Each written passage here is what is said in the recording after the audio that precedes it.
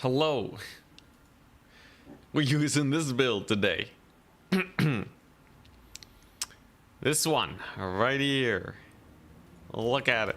It's Jade Lancer, Crowman, Crane Gunner build. I don't even need an army blocker today. This is anyone who watches the stream, anyone who sees the title, they're already gonna know what they're gonna be facing. It's straightforward, so we're just gonna try it. We're just gonna try it, see how it goes. I feel like if people play vampire accounts today, it'd be pretty bad. But who knows? Who knows? Tournament starting in 1 minute. Last minute check-ins are welcome. Oh boy, oh boy. Yeah, I see people getting last minute.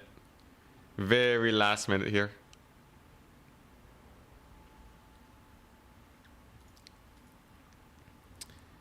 Every Ent build is a max build. Well, you gotta lean into something. Hey Gideon, what's up?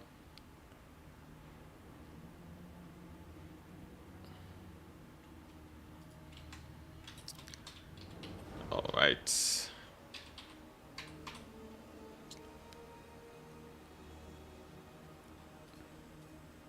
Just helping out with adminning. Gotta make sure people are checked in. Let's double check. Apostate, prostate, come on, man.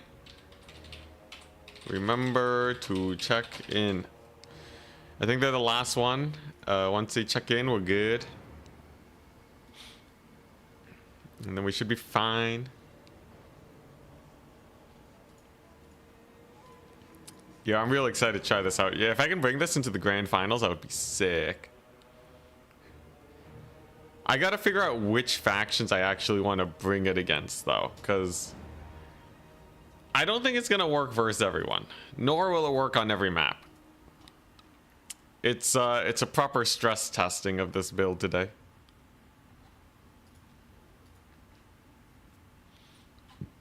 Let's see, did Apostate check in? Sometimes people check out just because they won't be able to make it. All right, a couple more seconds, and all right, we are generating the bracket, and so it begins. All right, at Goblins, round one. It is up, and we are going. We're up against Serika to start off with. All right. Yo, yo, I'm Grand Cathay. Oh boy, what a start. What a start to today. One of the best Wood Elf players out there currently. Oh boy, Serika.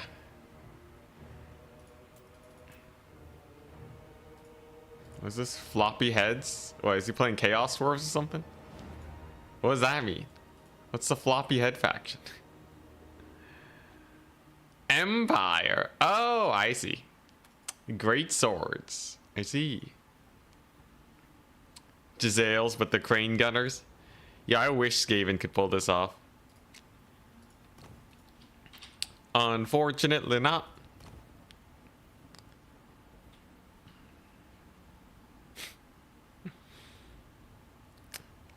Okay, here's the thing about the mind games. If you try and counter your opponent's counter, it actually doesn't pay off very often. It's better to commit to the bet. Very few people expect you to commit. Oh yeah, by the way, this lady has a plus 40 melee attack boost to these Onyx Crowmen. They have 45 weapon strength. You can bring them up to 70 melee attack. They become like non-armor piercing Wrathmongers. It's hilarious. All right, now if we're up against Empire, though, how do we like do the rest of this build? Artillery pieces is probably not terrible. Based on how passive Nerexa decides to play this game, having a little bit of contingency artillery is not the worst. Other than that though, like, yeah, what's that? Like I said, this build is really, there's nothing to really hide. Anyone who looks at the stream title knows exactly what we're bringing. This is Plague of Rust. This is the Dragon Breath. Wish it had access to high magic. That'd be nice. Do they have tanks? No. I think all their single entities are pretty squishy except for the terracottas.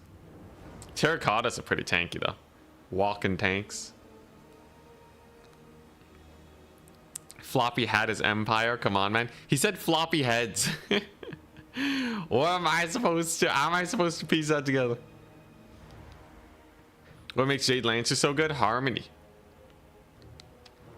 So when they have harmony with them, your Jade Lancers effectively become like, their stats go up so much. They're basically 1,100 gold cavalry. So it helps them a lot in a big old grind. Hey, Raptor's excited for Cathay. Yo, I would love to get a Cathay win in the grand finals. That'd be sick. But we gotta stress test it. This build has to be so good that even if people know I'm bringing it, it will still have a pretty good fighting chance. That's the scary part. It's the spooky part. Because I can't afford to just run Cathay. They're like, he's probably going that Cav build. Hard counter it. Instant loss. Triple balloons versus Slanesh. Okay, triple balloons versus Slanesh is hilarious. I agree. It's pretty jokes. I think if we do end up getting Cathay, you know, Cathay, if it can counter one of their factions and potentially counter Slanesh, it's not too bad, right? Also, in today's SFT, is anyone playing Slanesh? Dang it. Yo, no one plays Slanesh anymore. Slanesh has been banned for so long. I think people forgot to take them. Either that or people are too good to take Slanesh. Or they're just practicing other factions because Slanesh is going to be perma-banned in the grand finals. Take your pick.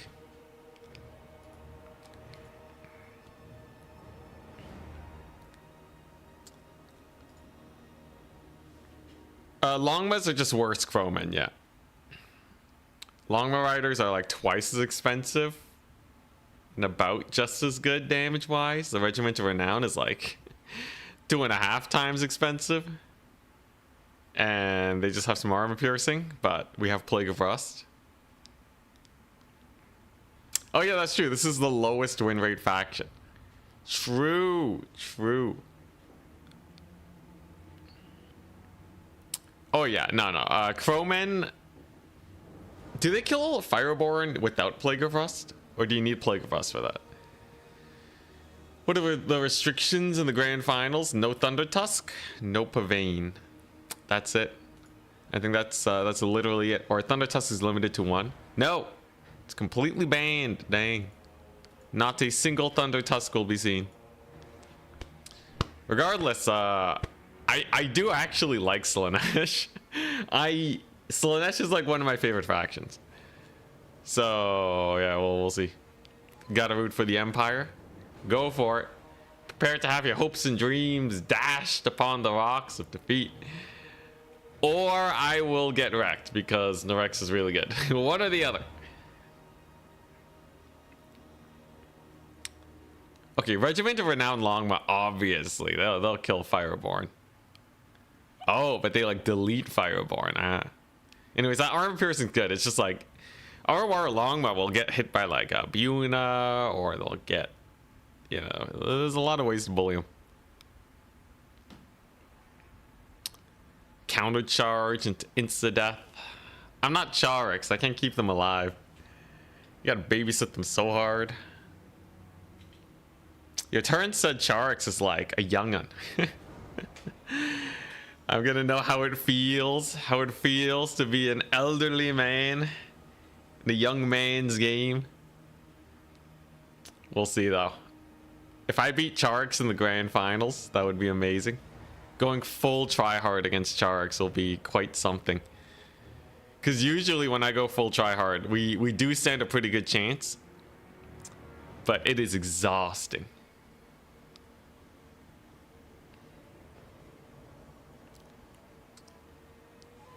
Almost never see a Thunder Tusk anymore, even when it's not banned. I know, right? Like right now it's not banned. No one's playing Ogres though. These tournaments without a prize pool, people are way less incentivized to play the filth, which is good in many ways. But I think you often get a misrepresentation of the meta. Be nice to have more competitive tournaments, but such is life. I hope Empire wins. Dang, everyone's cheering for the Empire. Come on, I'm the underdog, technically. Technically. Yo, he's taking ages, man. He's taking ages to make this build. Come on. Just give it to me. Charix is playing today. Charix is playing as the things. Whoever wins this, like, or whoever loses this, will have a way lower chance of making it to semis. Charix playing Skaven. Okay. Yeah, I would, if this build works against Skaven, that would be amazing. Will it though? Will it? Globadiers? I don't know. No screen blocker? Nah. Literally, if they see my title, they know what the build is. So like, yeah, there's not. I can't stop them.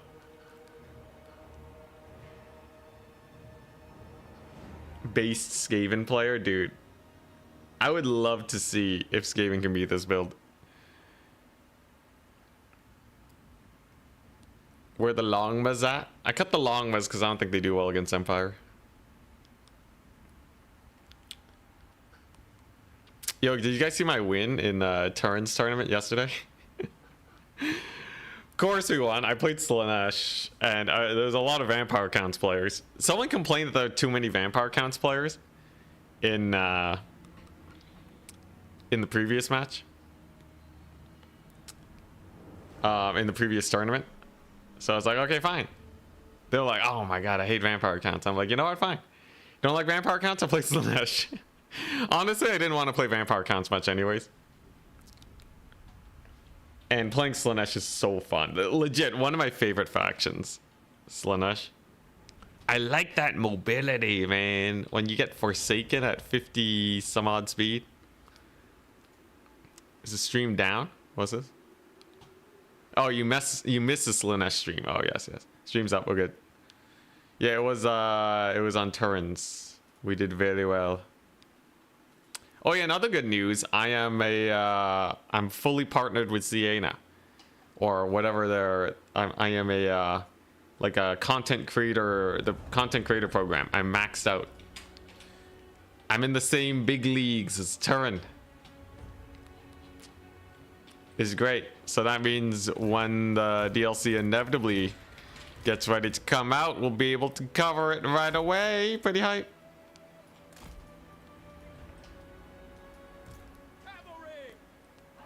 Oh, Nakari is so mean into Vampire Counts. Nakari is a devastator. All right, here we go.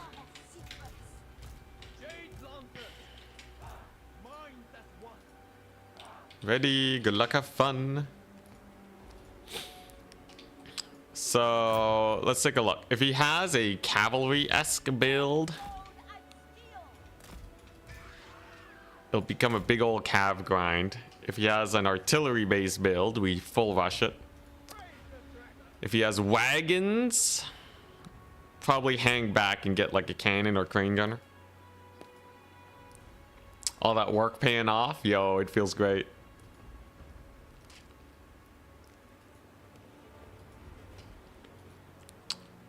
should have been a no-brainer for CA to partner with you on that. Well, I think like there's like a little bit of bureaucracy and all that, but I wasn't ever in too much doubt. The big thing is getting it in time for the DLC, though. That was pretty important for me. Nakari heals when units die around him. The other keepers, they heal when units are crumbling.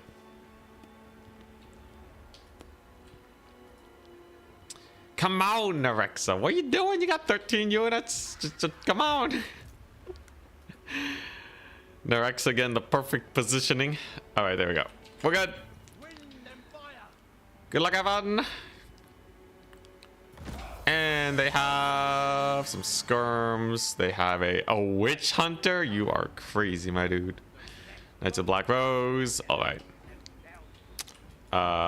7, 8, 9. So there's 4 units that are unknown to me.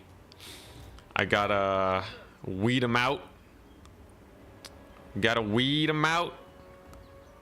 Probably save up for a crane gunner. So what, you got huntsman or something? Is it, what's it gonna be? What's it gonna be? Oh, jeez. What was that? What was that? He has something in the woods. He has something in the woods. Was that a Hellstorm rocket bat? Or that was a Gatling gun. Guy straight up has a Gatling gun cannon thing. That's terrifying. Oh no, long rifles. All right, the Jaeger corpse. Jaeger corpse. Oh my gosh, terrifying. Yeah, it was long rifles. I thought it was the rapid fire thing. All right, long rifles versus crane gunners. Crane gunners actually have more range. Get wrecked, Empire.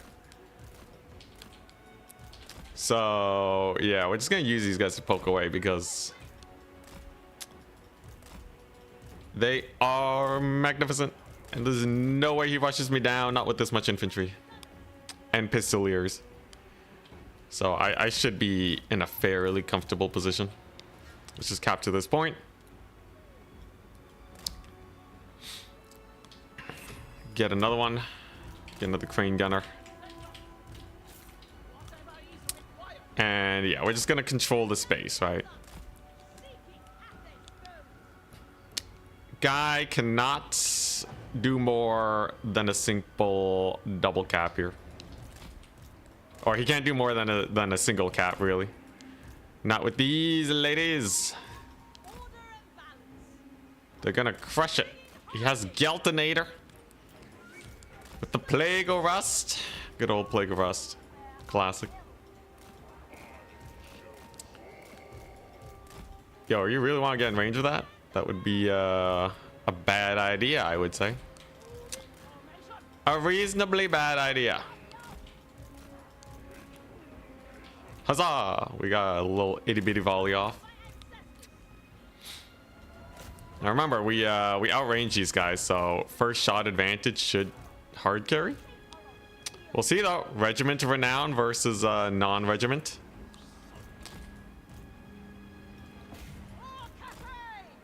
A little bit of pokey poke. Oh dang! Okay, this is the magic. I see. So he's using that to try and take him out. And he gets a skirmisher volley on me. Rip. Kind of embarrassing. Whoopsie daisies. I do have more though. I do have more on hand. Crap, he wasn't in range of my artillery. That's rough. He has artillery of his own though. Cannon has arrived. Okay there, buddy. Well, I can just kill the cannon. You don't have any defenses for that. All right, you know what? Yeah, we're gonna big fat trigger pull here.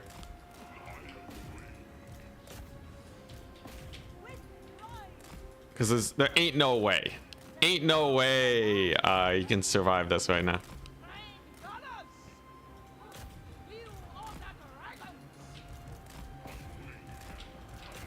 There we go.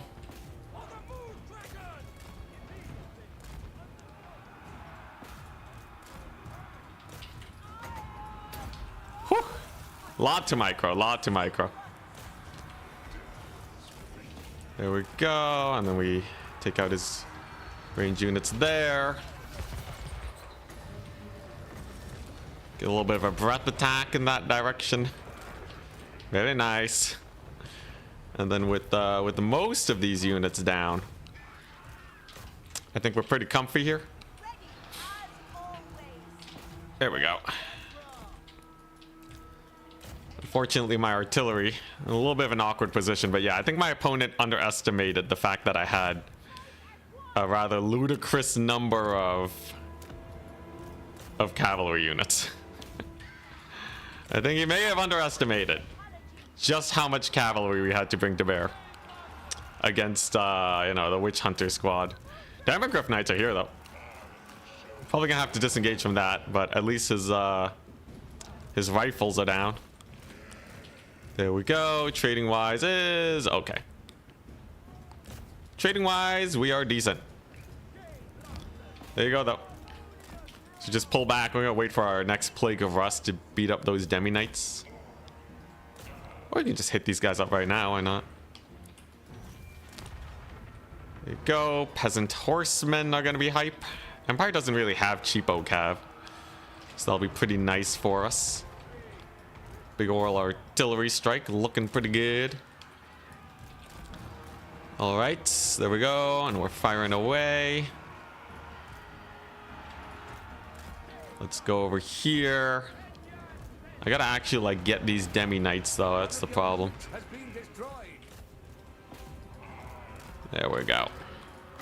Little plague of rust on them should do. A little bit of a melee attack boost, and the Zhao is just kind of chilling. There we go. There goes his artillery. And man, those demi knights are dying. Wow, those demogryph knights are getting massacred. Yeah, yo, plague of rust is hype. Plague of rust is very hype. Jeez. Well, I'll take that one. Glorious indeed. And his artillery ain't coming back. That's for sure. Demogryph knights are absolutely positively massacred, and I still have that range advantage. There's a problem with running infantry. Just don't run infantry, clearly. We just severely outmaneuvered our opponent here today. There you go. Big old barrage on his infantry over there. Oh, okay. Royal Altdorf Griffites are here, though. Very exciting indeed. I can't wait to Plague of Rust them and then get a melee attack boost. It's hunting season. Yo, the Crane Gunners having the time of their lives right now, man. Just the absolute time of their lives. They are cooking it up. All right. Goodbye, Demogryph Knights. You have served well, but you are now surrounded by the enemy, and you shall die. Zhao is just gonna hunt down these knights. Let's get a little breath attack there. And yeah, I don't know what to say. Dang, completely surrounded by the Cav Corps. He does catch another Crane Gunner unit though, unfortunately. Run, little Crane Gunners, run. Yeah, at least they're completely dead. Very nice. And without them, oh jeez. Okay, all right, you know, I'll take. There's a little bit of a battering there, I must say. It's still over, but geez, that was rather painful. Should have seen that one coming miles away. Okay, regardless though, my opponent is definitely nearly army wiped now. It's what? It's just these this Knights of the Black Rose we gotta beat up.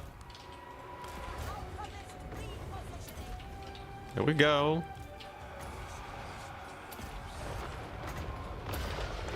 Get the Knights of the Black Rose dead. Whoopsie daisies. De-summon that bad boy. Get another Crane Gunner out. Yeah, I gotta make sure I don't like throw here, right? Dude, I took so much damage from that AoE. That was kind of disgusting. He like killed all my cavalry in one fell swoop. That was kind of gross. What are those pistoliers? Okay. Ahem. At least Gelt is being bullied fairly well. I do still have the crane gunners. That's good. I'm just gonna save up for more little dudes. I should be fine. These guys are still Plague of Rusted for a little bit. And Crowman here should be quite strong, right? Yeah, Zhao's doing fine. Crane gunner's alive. All right, we're good. No problem. We're fine. Everything's fine. God, that one. How much value did he get? Okay, only 1,000 value. Only, I say. Only 1,000. Oh God, dude, those Knights of the Black Rose are kind of cooking too. Gonna need another Plague of Rust on them, aren't I? Dang. Thank goodness for the crane gunners though. Yeah, almost gets another capture on the far side. Jeez, these Knights of the Black Rose don't give up, do they? I'm gonna have to keep these crane gunners alive. There you go. Very nice. Zhao can keep on chasing over here. Sterling's Revenge being a little annoying. Come on, Cav charge. No, they get murdered. God dang, okay.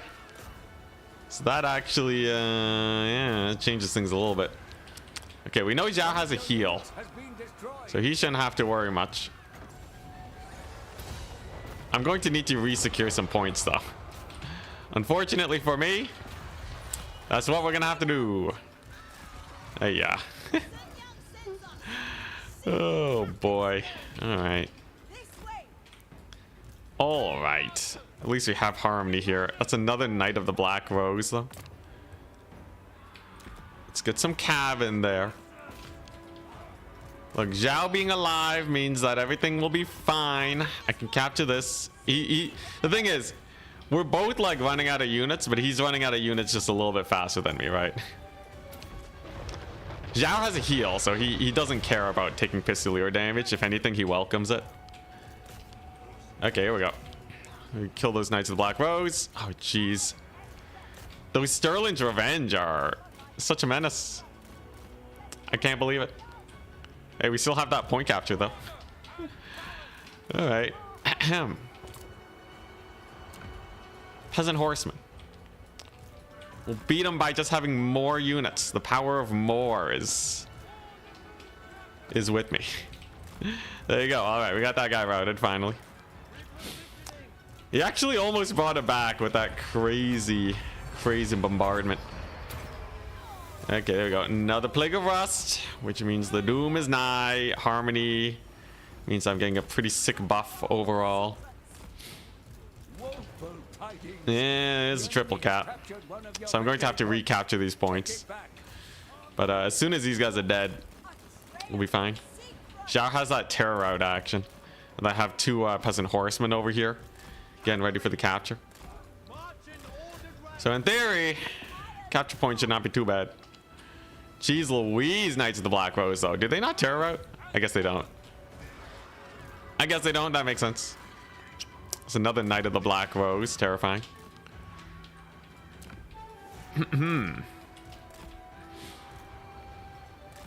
Okay, there we go.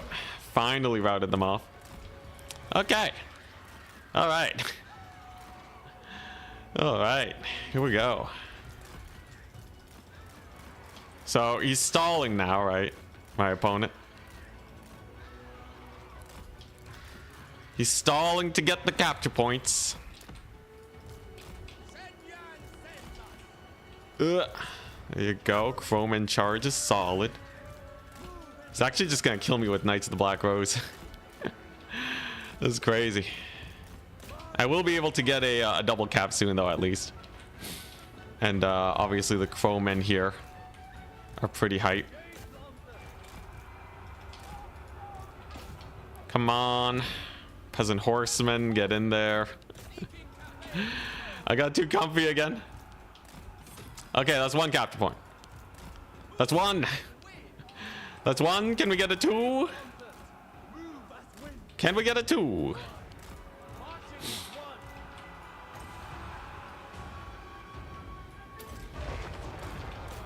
And that's two. Almost. It's almost two. Come on. Come on, baby. Come on, baby. Give it to me. 200. Crap. Okay, I'm gonna need a temporary triple cap. It's fine though. That's totally doable. Oh boy, he actually summons in the Royal Altdorf Griffites. That's pretty crazy. I should be able to retake that in what, 3 minutes? I just gotta start moving my capture weight there. That's all we gotta do. Royal Altdorf Griffites, they don't capture very quickly, so that's not a big deal. Okay, yeah, I just gotta gotta dislodge these spears here. Alright, here we go. If I can just get the point for like half a second, we're good though. Right, you know that. You know that to be true. And he just summoned in the Royal Altar of Griffites, so you know they're gonna be busy for a little bit. We're gonna distract them. Ah, crap, he's actually retaking this point. That's crazy. Come on, Zhao, you got this. Okay. I got the Crowman coming on in. All hands on deck. Oh boy, it's gonna come down to this madness. Yo, Gelt might actually pull it back at this point. Oh my god, dude. You're kidding me. He's actually gonna pull it back? Yo, that's crazy. Oh, there goes the cab. Oh, he got the point, dude. Oh, I threw so bad. I threw so bad. I ate a massive AoE for nothing. Yeah, all right. That's GG. Well played. GG. Well played. Yo.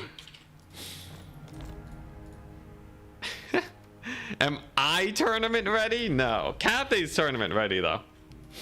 I totally threw because I ate a fat AoE from Gelt, and then I lost my my crane gunners. Oh my gosh. No, it was definitely hubris again. Like I definitely made some major misplays towards the end of the match. Dang.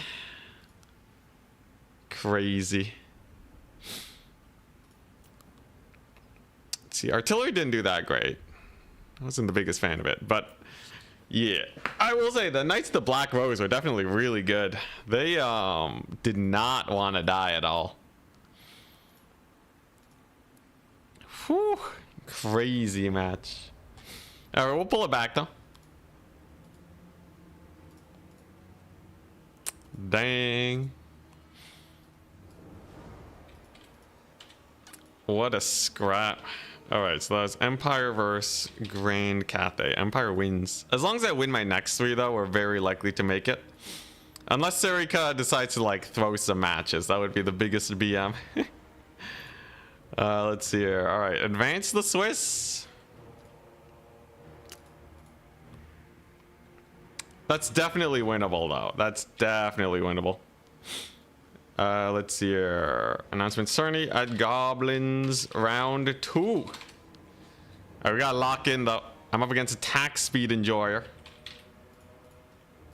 Yo, I'm Grand Cathay. And the map is Imperial Road. Alright.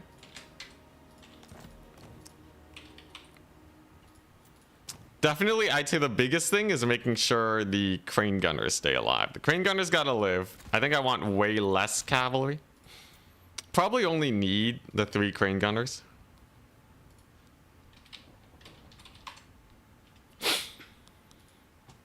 But let's see here. Righteous Lances would not be the worst, actually. Just to have that little bit more armor piercing. I think I do take the Righteous Lances. And then what? If it comes down to like, if there's summoning elite cavalry in the late game, I should probably have just like one Jade Warrior Halberd. Or double Peasant Long Spearman's actually not bad. They are expendable though, so no capture weight.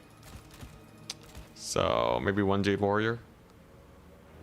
It's more capture weight for the price. Yeah, let's do this. Oh, he's on Bretonnia? Oh boy, alright. Yeah, Righteous Lances would have been righteous. For sure. Yeah, single infantry for holding points. If you get like a sketchy situation. I still think we totally had the win there. The big misplay was eating a massive Searing Doom for nothing.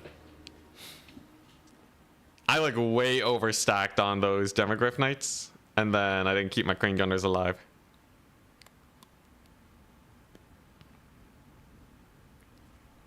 That was a very close game though. It was super close.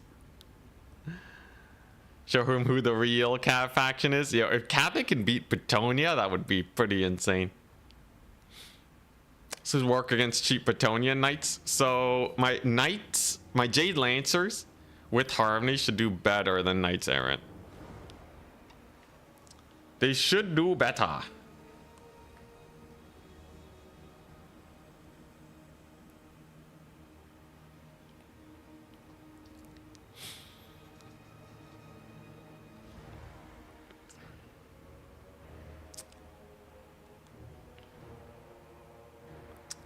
Do we get Chowie with max laborers with max chevrons someday? Probably not. With max chevrons, how much leadership do they have? Do they breach 60? I feel like elite cavalry is actually a bad idea here. I think the mid-tier cavalry, especially anti-infantry, is what you want. Bretonnia doesn't have anti-infantry cavalry though, right? But like the big thing is you want to kill the Crowman. I guess Grail Guardians do have that mighty magic damage against Crowman.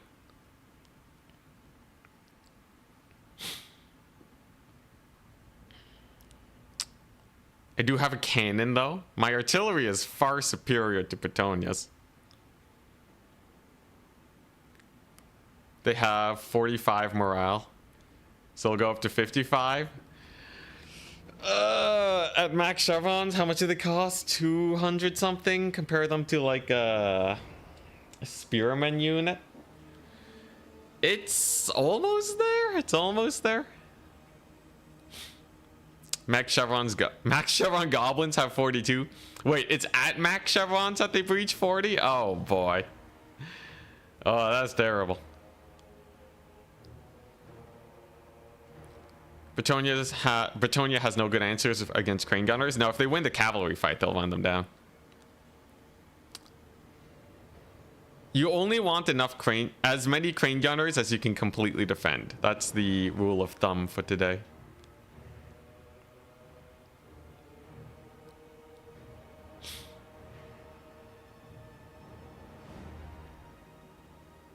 If they go Hippogriffs, you just wait for Righteous Lances, I guess. I can also wait on the ground and countercharge them. I think that'll be a pretty good play. Very interested to see what attack speed Enjoy goes for. Very spooky indeed, though.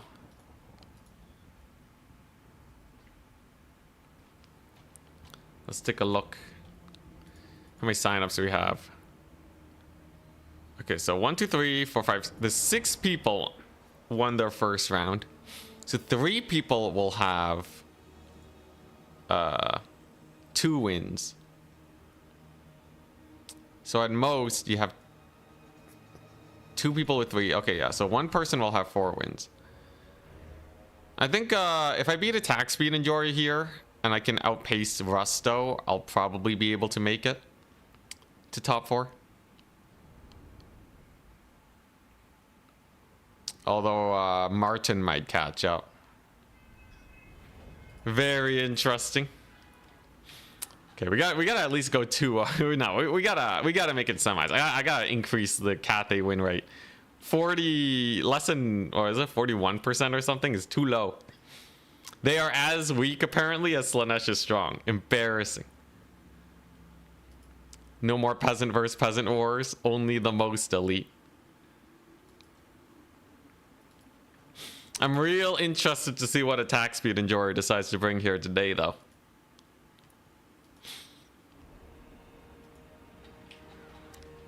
Let's take a look. Ready, good luck, have fun.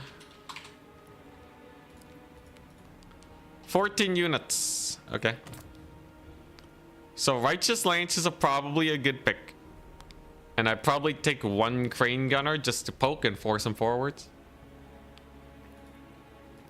We shall not disgrace Cathay this day. We are winning every single match and hopefully we get some good opponents. Losing round 1 though is rough in these tournaments for sure.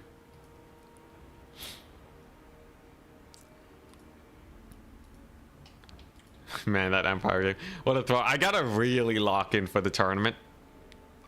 Last time, you guys in chat helped me out a lot in the tournament, reminding me to stay locked in.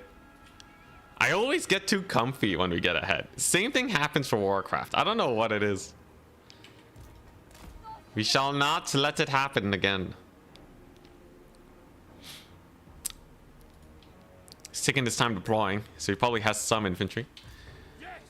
Helps with the Dragon Breath, though. Harmony, +8/+8, as long as Zhao is in foot form. You know, leaving Zhao on foot is not the worst thing in the world, just to get better harmony. We'll see, though. And it's a mounted human stack. Okay. With the Knights of the Realm and a Field Trebuchet. Okay, so in this case, 100% we're going to be transforming Zhao. And then we're just gonna go straight for those Field Trebuchets, yeah? Lowen!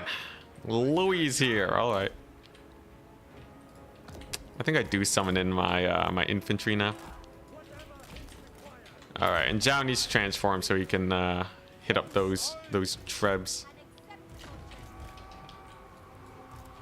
First things first, though, let's get that capture point. I sure hope you have Pegasus Knights. We have a victory point. Keep it from the foe. Because without them, these guys are gonna get mulched. Get in there, Zhao. And there we go.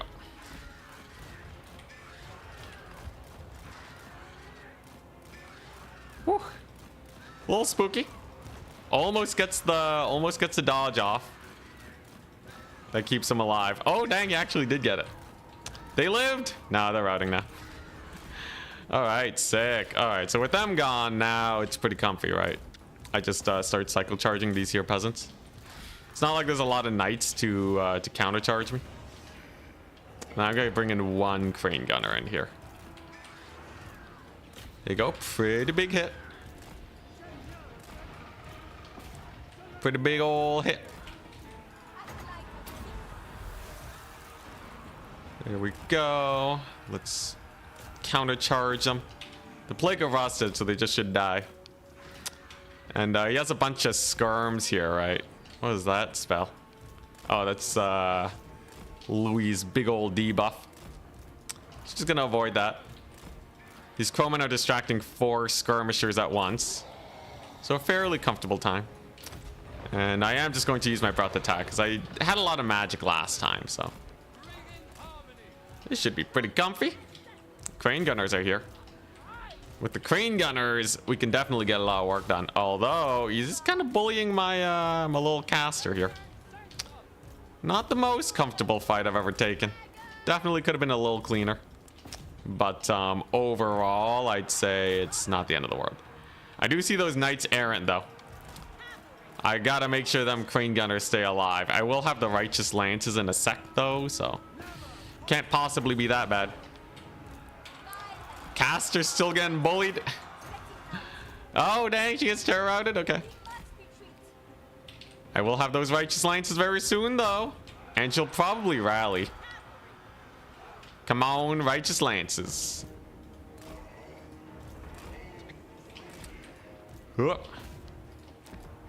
It's a pretty good counter charge on his cav. Big old route over there, too. And I got halberds. Although, Caster's still gone, and those are Grail Knights. Terrifying little dudes. Don't know how I feel about that.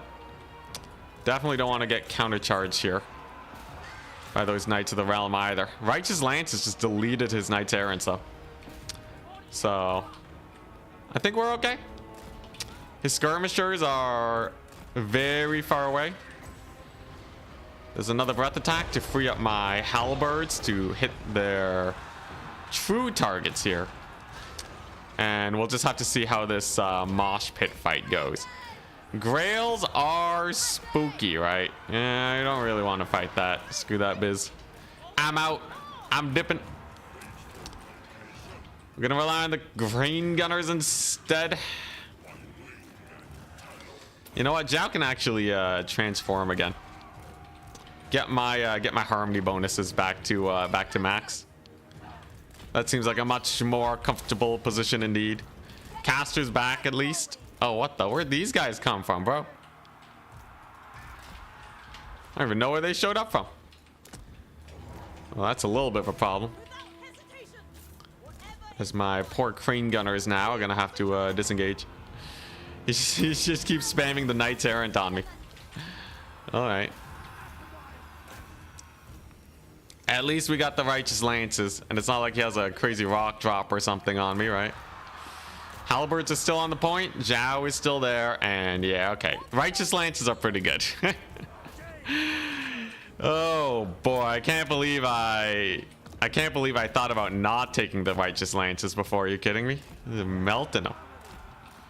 Melting them real good. All right. Crane gunners go down, but at the loss of 2 Knights of the Realm. That's pretty painful.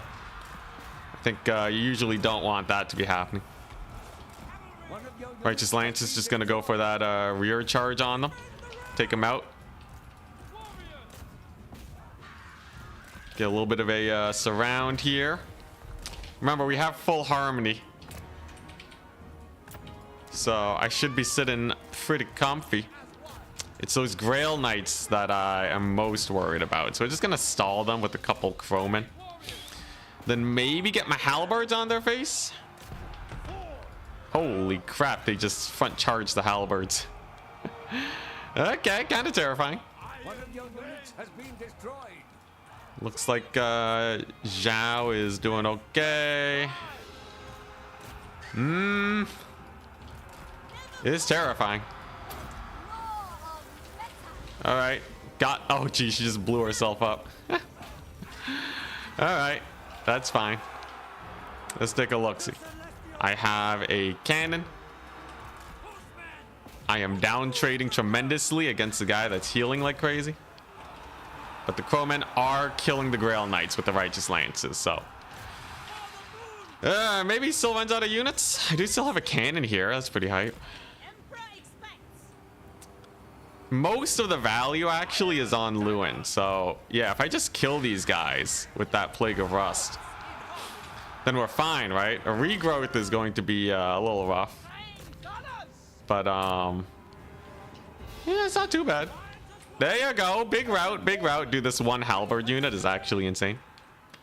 Actually the best unit. I can't believe it. Yo, this updated build. This is where it's at. Now I just ignore good old Louis for the next forever, right? Some questing Knights and Knights Errant. There we go. He fell for the bait. I had a million cav units there at the ready, just waiting for him. And yeah, I'm just gonna leave the halberds on the point, play it safe. Very, very nice.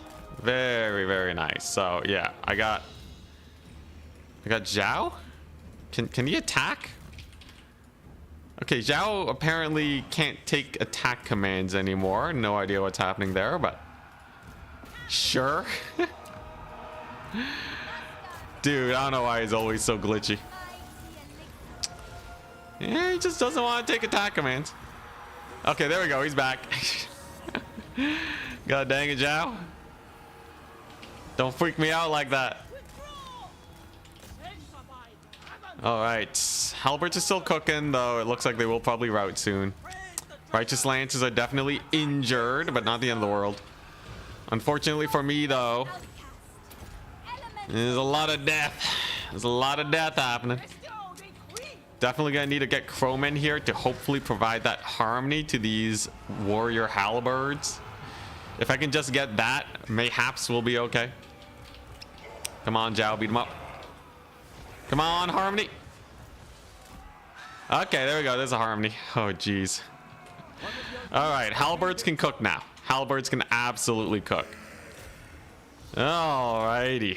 Alrighty, jeez. What a match. At least I have way more tickets than last time. That's definitely a plus. The caster's alive. But I just lost like all my cavalry to that big old crush fight that went down over there. And Louis is still going to be a problem, unfortunately for me. At least this should be a pretty easy Knights Errant pick.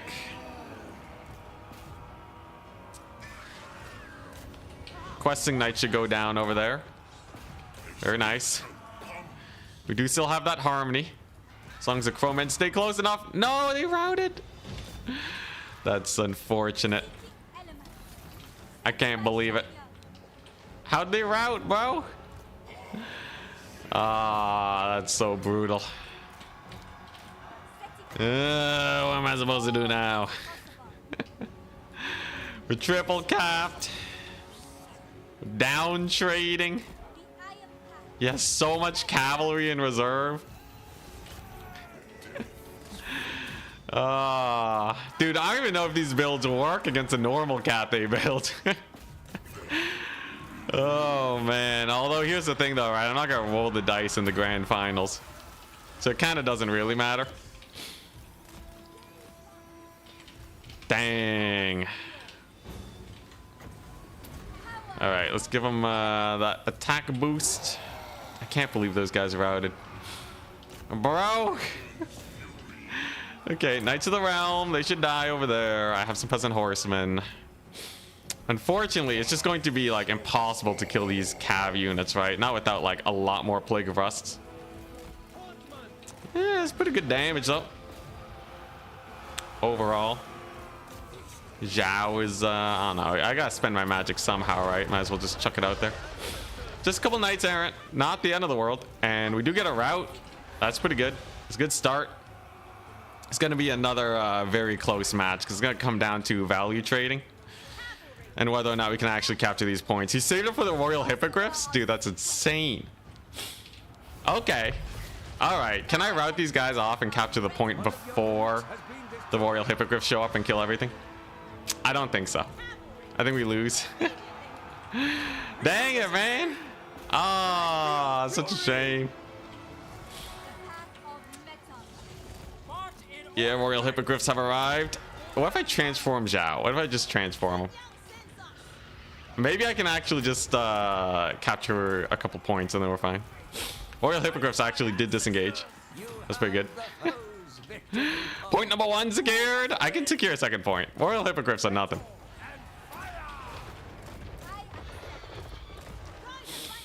All hands on deck, baby. There you go. Got a good charge over there. Can chase these guys down. I got a lot of cav. I have a lot of cavalry. Don't underestimate my ability to capture points. Good sir. All right, there we go. It's a pretty good catch. Zhao is still mostly alive. That's good.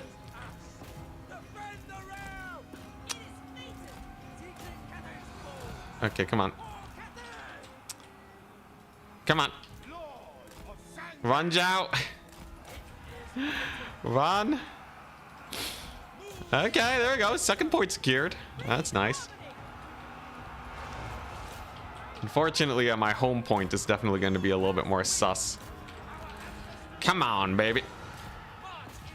Come on, baby. Just get the capture. Just get the capture. Oh my god.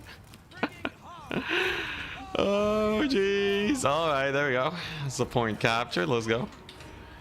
Shower gets routed. All right, here we go. So all I gotta do now, realistically, is hold this point for the next few millennia, and then we're good. Can't possibly be that difficult. A couple knights errant gonna get counted charge. What does he even have to capture this point, realistically? Who needs a lord even? I know I don't. I know I don't. All right, here we go. This one caster's putting in work. She's putting in hella work. All right, so it's all hands on deck for him to capture this point. The thing is, I have to hold it for like the rest of this darn battle. And it appears my opponent will probably be able to take it, yeah. I think he'll probably be able to take it. Oh no. Come on. Nah, there's too many knights. Oh god. There's simply too many knights. He's gonna take the point. Ah, that's so brutal. Yeah. Not even this build is working. No more crowmen to give leadership. And that's gonna be GG. Dang it. GG, well played. Ah. That's brutal. It tussles. The build tussles, but it doesn't really do that well against like so much cavalry in the late game. Honestly, even the halberds didn't do that much. Oh, they got 1,000 value. Crane gunners actually didn't do that much. I should get like a lot more spear infantry to counter the counter cav. Dang, these matches are so close. That one was less close than the last one, though. I feel like even without... Like, the last one mostly came down to throws. This one was just a very difficult fight. It's a Cav Max later on. Man. Dude, I could have won this with just halberds, man. Oh, alright. Okay, that's good to know at least. I think after the tournament, I would love to just play a normal Cathay run where I take different builds. Because, like, in theory, like, a halberd and a war drum just deletes this, right? There's no way 4 yeomen and 1 treb can deal with, like, a box. Crane gunners are in reserve because he might go for, like an infantry build with a bunch of archers. So the crane gunners kind of punished that, but he kind of had a cav max. So, like, I feel like if you want the build to work, you bring crane gunners if they take way too much infantry. But if they're going for that much cavalry in the late game, like, let's say they just don't bring any ranged, right? Which is... Or, like, they bring a small amount of range, but it dies in the late game. I think if you just straight up go for, like, a bunch of Jade Warrior halberds, you probably can just win it, right? There's no war drum, though, which is kind of sus. I also don't think I need this many crane gunners. And then that way I can take 1 war drum. This one has the ITP and melee attack. So this is like, if people are trying to counter this, you just field these units and then you're good. That probably, I think this works. Unfortunately, we won't be able to get to semis in this tournament. Not without a bloody miracle. But yeah, I like having these guys in reserve. And then what? You do I'm so tempted to run the Celestial Dragon Guard too, but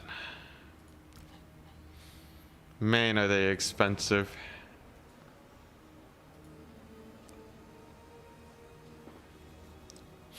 Yeah, the blob in the middle. And honestly, the way the build works, you can't really take blob fights. Plague of Rust is kind of a one trick pony. So you have to Plague of Rust and like take pickings out of your opponent. It really relies on them having a lot of infantry.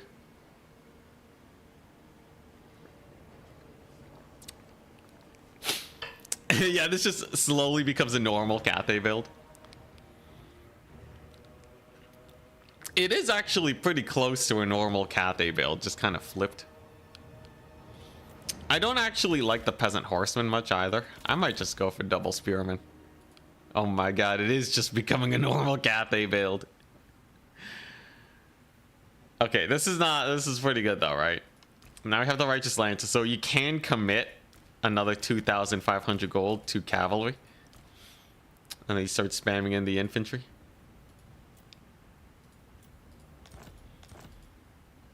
I do really like the Plague of Rust. I think Plague of Rust is really important here.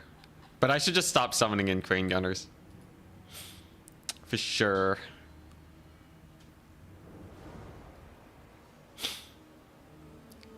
It's kind of balanced. Yeah, it's kind of a balanced build. The thing is, the starting build is absolutely unbalanced, but I think that's important because it gives you so many more options. Especially when it comes to killing their range. Like, you just snipe their range with this, and then you summon in these guys. Celestial General with the sweep. And AoE buff over Zhao. So, Zhao has his breath attack, which is super important for killing off cheap infantry. This guy has the melee attack boost. Price-wise, what are we looking at? So, you can take the sweep. You can take this. Celestial General's like, he's pretty cool. He has Fearsome Roar. Removes ITP too. It could actually be pretty good.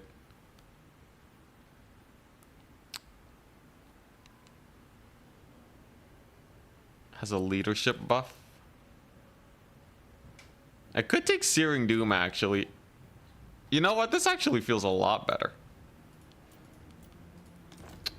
Because ITP was like a big issue. I keep being unable to route off fools. And ITP removal is huge, and I don't have to worry about the transformation or anything. Zhao's not even getting his healing proc, right? I'm not really fighting with Zhao because he still loses to duelists.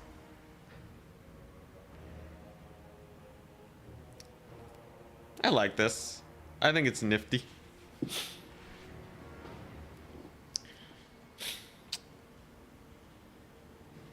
One big single entity like a terracotta, nah, it would lose to something like Lewin.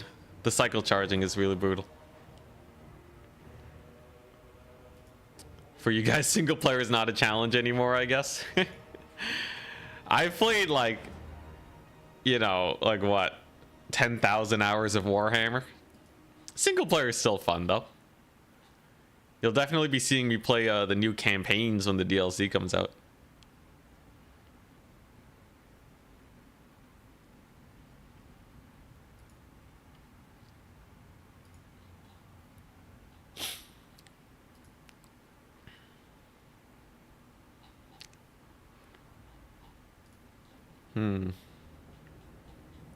Why pick Celestial General? I think he might actually bring more to the table than Zhao. So Fearsome Roar removes ITP and is -8 leadership. Celestial Sweep is a really nice DPS ability. And he also gives a +8 melee attack, which is kind of something that I might need in those big grindy fights. Isn't it kind of good for you though if Lewin just fights a terracotta for ages? Not if I have to sacrifice 2 Jade Lancers for it. Lewin would have a much harder time taking out 2 Jade Lancers than a terracotta. Although I will say it would have done me better than the Crane Gunner. But I think the infantry would be way, way better. Like that 1 Jade Halberd already got 1,000 value. You know the third race for the DLC? Nope. I think a lot of people are speculating High Elves. But yeah, I like this. And I think Searing Doom is also really important as an extra little bit of oomph to kill cavalry. Consolation prize crowdfunded by the Queek Initiative. You guys really want to see Queek? All right, I'll bump them up. Consolation prize crowdfunded by the Queek Initiative. Smiling face with hearts emoji. Let's see, where is he at? Queek. Let's see here. Queek. Well, is that what I'm doing tomorrow? I should probably not practice Skaven though, because I'm not gonna bring them to the tournament.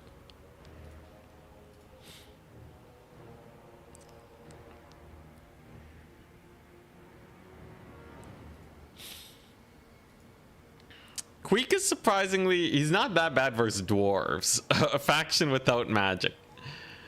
So, you know, if I can convince everyone to play dwarves in the tournament, we're good.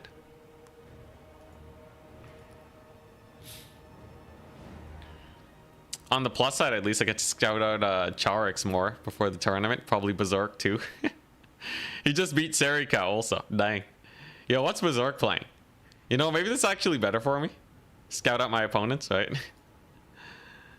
Berserk is playing Ogre Kingdoms. Oh, perfect. Okay.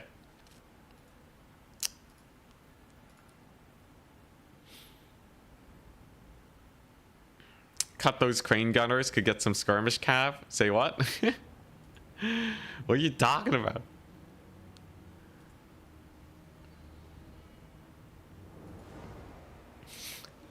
We play Cathay, we bring down their win rate. That'd be brutal.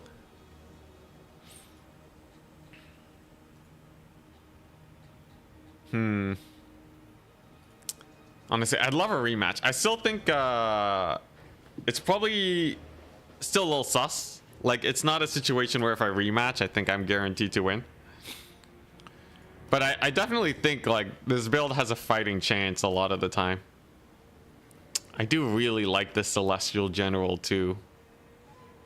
That leadership debuff. I just don't have anything that clears mass infantry very well, but that's kind of what the crane gunners are for.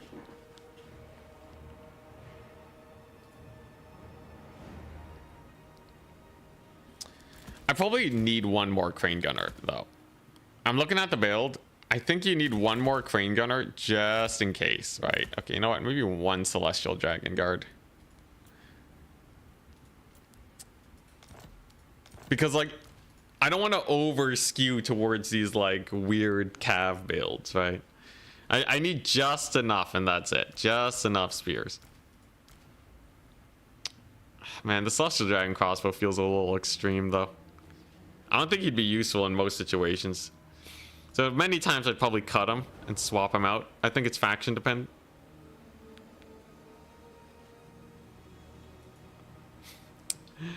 You want a cannon in there?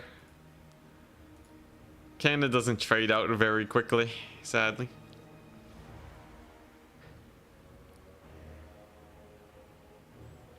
What if it's the Monkey King versus Slanesh Lady? That would be kind of crazy. Cathay's the third faction, my goodness. 4x dragon crossbows? No, that'd be insane. DPS would be through the roof.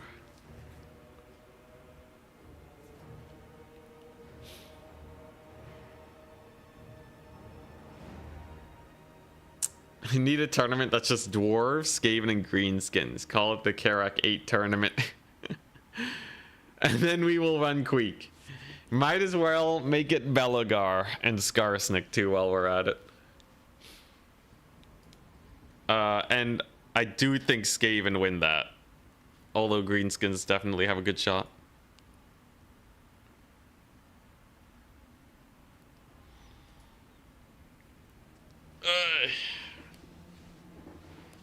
But yeah, I feel like the likelihood of me bringing this to the grand finals is low then, right? Compare it to something like a Norska, Tomb Kings. I'd probably run it over Ogre Kingdoms. I just have too little practice with Ogre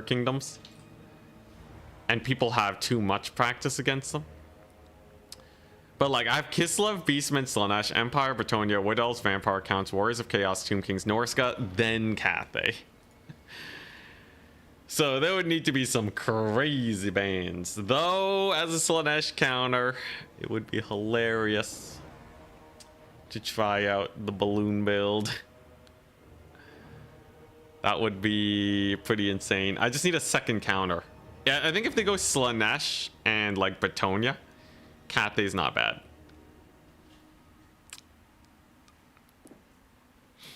Even though we did still have a rough time versus Bretonnia. I think if you bring like a proper spear box, you're probably fine. Without Zhao, you can't breath attack their artillery pieces though.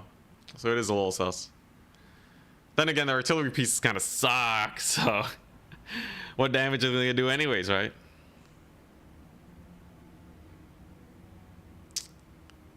So correct there. I feel like if someone knows that they're running into that build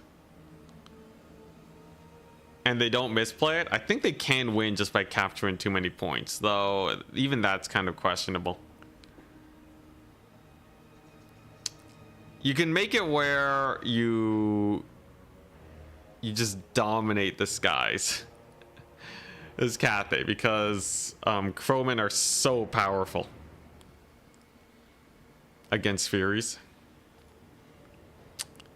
All right, advancing the Swiss.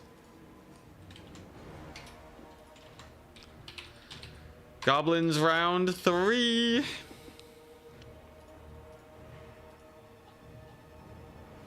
The Empire Cavalry build. Soon enough, I'm sure.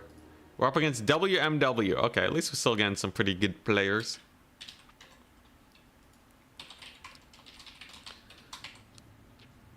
Alright, I am Grand Cathay. The map is Dunes of Cain.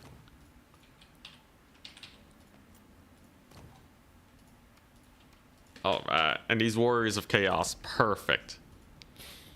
Perfect. Okay, this is like exactly the situation we want to practice this against. Grand Cathay could be really good into Warriors of Chaos.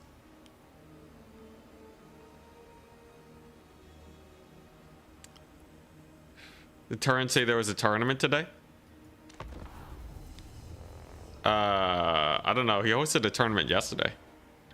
I don't know if he said there would be a tournament today.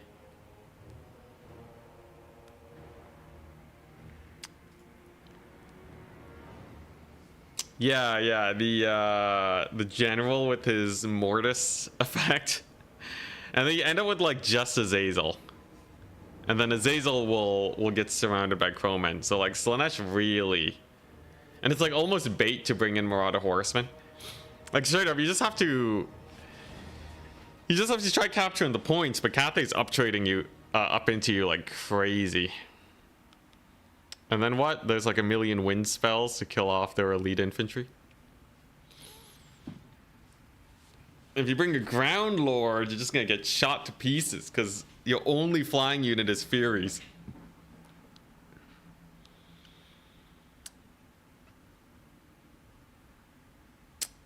Honestly, kind of funny. Kind of funny. The balloon build into Slaanesh. I think it's fine. The thing is, in the 3x3 matrix format, you have to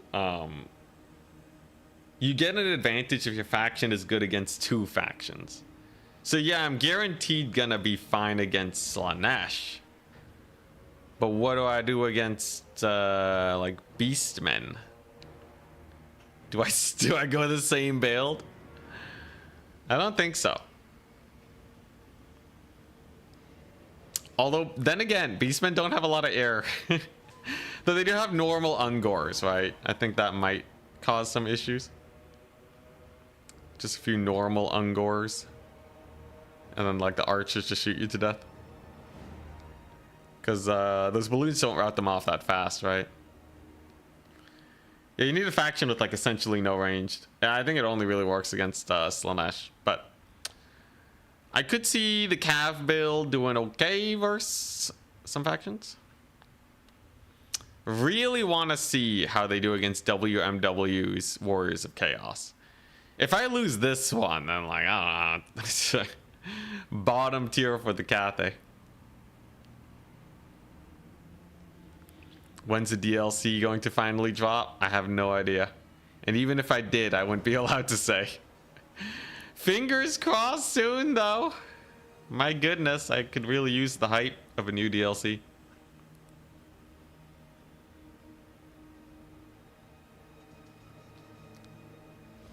Regiment of Renown Long was deleted Archaon in many matches I played. That's pretty funny. I like that.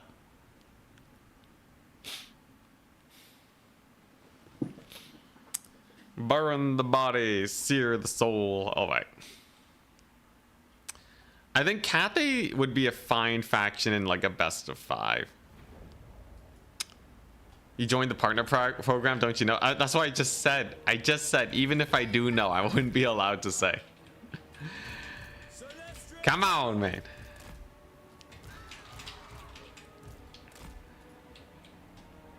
All right. Ready? Good luck, have fun.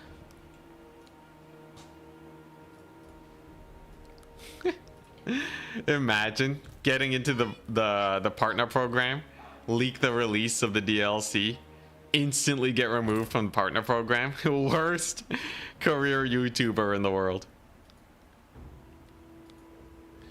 Is this build legit, or is it just a shock factor, the one last time? So we lost 2 games, but they were actually decently competitive. I would say the build is probably hovering around the just viable standpoint. I think with some adjustments though, we're gonna do better, because some people have been bringing builds that are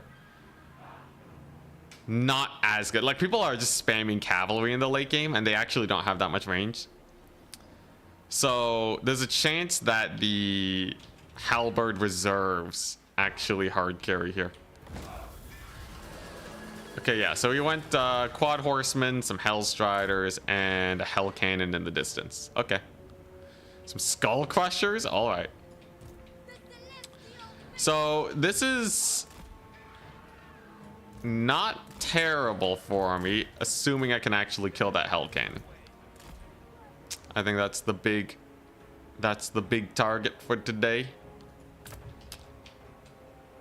The units that can go for it.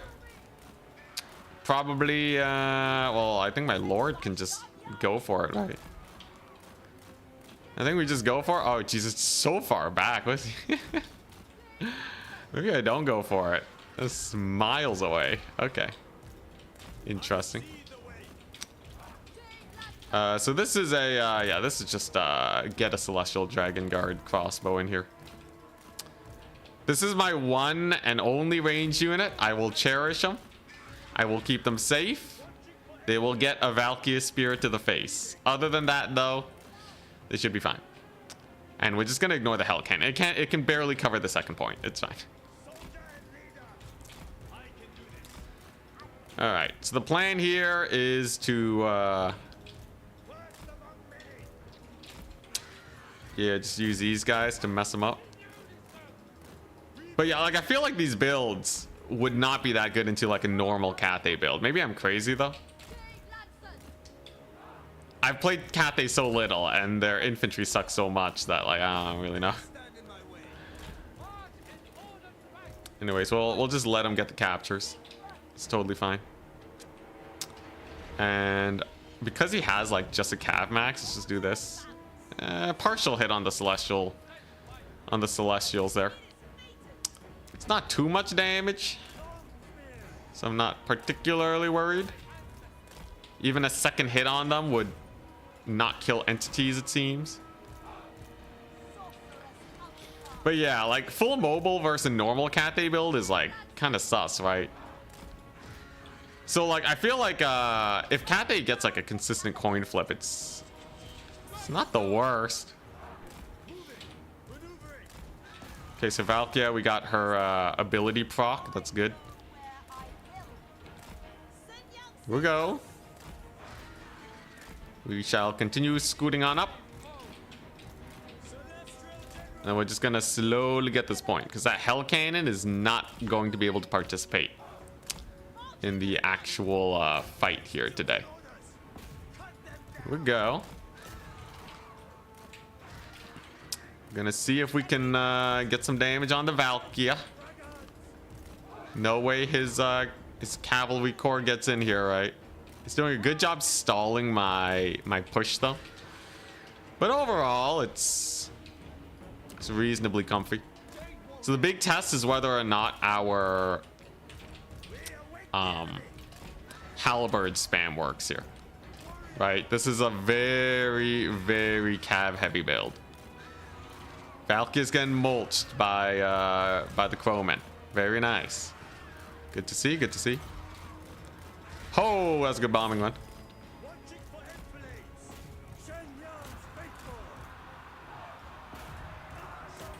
Okay, here we go. We're going to need to Plague of Rust his Skull Crushers. Very nice. Get our halberds in there.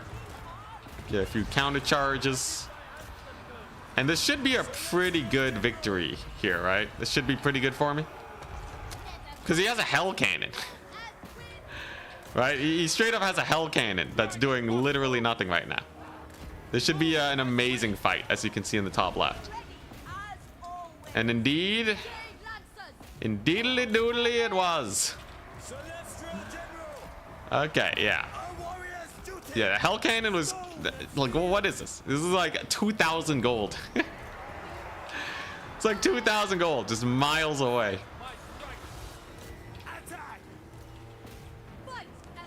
As long as yeah, and then my spears are crushing it too. All right, we're good. I really like the addition of Searing Doom for this build too. Searing Doom seems like I can't believe I went without it before, you know. There we go. Solid. There goes her little ability. Give him some melee attack. And then I should be fine. I still have some reserve cavalry in here too. Whoopsie daisies. Talking about my opponent having gold just sitting around doing nothing. I also did the same thing. Come on. Get a hit. Beat her up. Okay, we got a harmony now. And then I just captured this point. Hell Cannon's finally pushing up. It's finally trying to push up.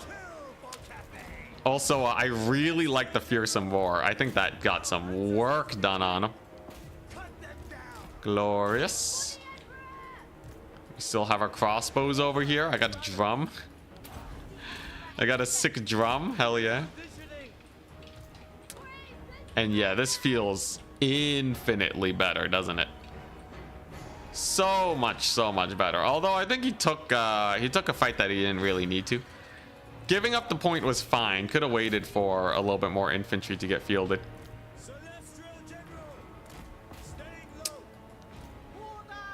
Yeah, minus ITP against Forsaken. Oh my gosh, instant breakeroni.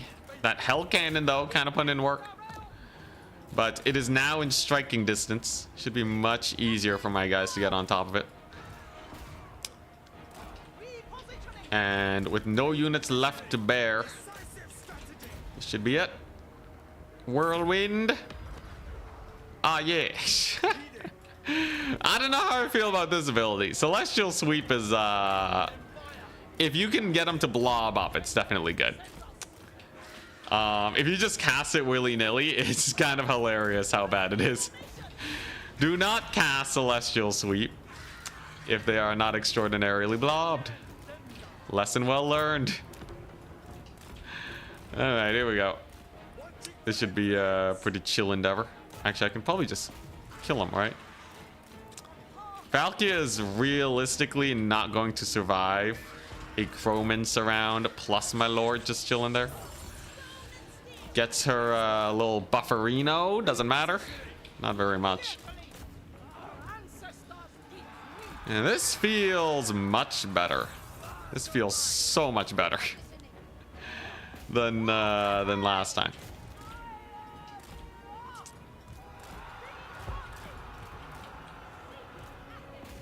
Here we go. I'll get that fearsome roar in there in a second. There we go. Let's get the crowmen over there. Valkyria's dying to Furies. Very nice. And then if I give these guys a melee attack, that should help them kill the Hellstriders very nicely. You know, against Slanesh, ITP removal is actually hilarious too. Just straight up remove ITP on the Hellstriders. Imagine Hellstriders terror routing. What is this madness? Okay, am I just gonna bomb drop these guys? I guess so. He's gonna spam Hellstriders here into the horizon, but I think we're still fine. Bomb drop them. Get him good. Hellstriders going down, and bomb drops against Chosen. Not enough armor piercing, it seems. Good to know. Yeah, kind of did negative value, sadly. Hey, Valkyria died to a bunch of birds, though. That's pretty funny.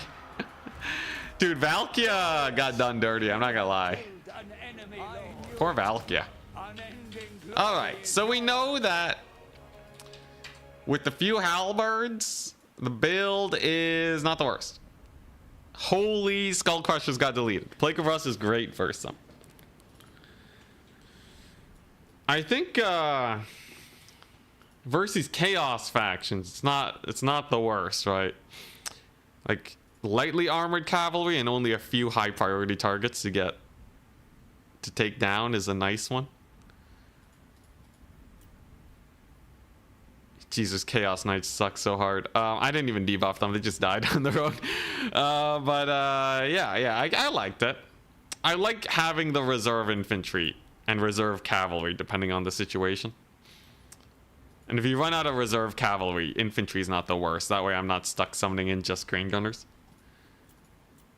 And the Lord choice feels pretty good. I'd probably cut Celestial Sweep unless I'm using it on a cavalry blob. Though that's definitely, like, it could potentially just insta-gib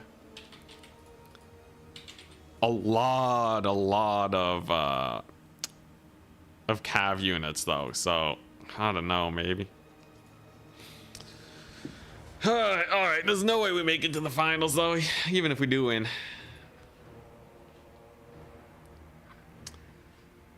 Does Plague of Rust really make that much of a difference? I mean, it's only 30 armor. So you overcast it, and the answer is yes. You want to see something cool?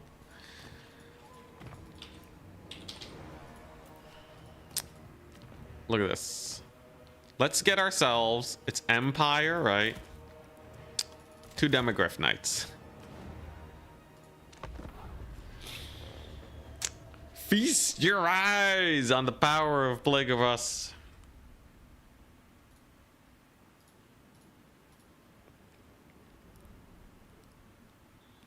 Ikit would be cool to see. Actually, Ikit's quite meta. Ikit Claw is like super meta. Alright. So you wanted to see some funny shenanigans. Oh, whoops. Gotta get my caster in here. Okay, so this is the difference that Plague of Rust does. The Demogryph Knights. Take a look-see. It's an extra 1,500 damage. With just the crow. It's 1,700 damage on an elite unit for 6 Winds of Magic. I guess it didn't kill them, but like... It's 1,600 damage. People pay way more magic.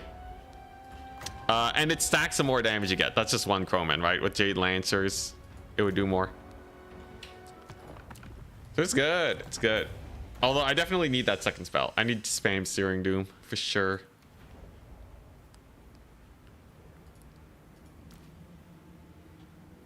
Let's see here. Yeah, I gotta get the Searing Doom in this build. Alright, here we go. Now, who's our last opponent? So, Charix is on the warpath. He's defeated Rusto. He's playing Skaven, was it? Dang it. I won't even get to play as Skaven today. What a ripoff.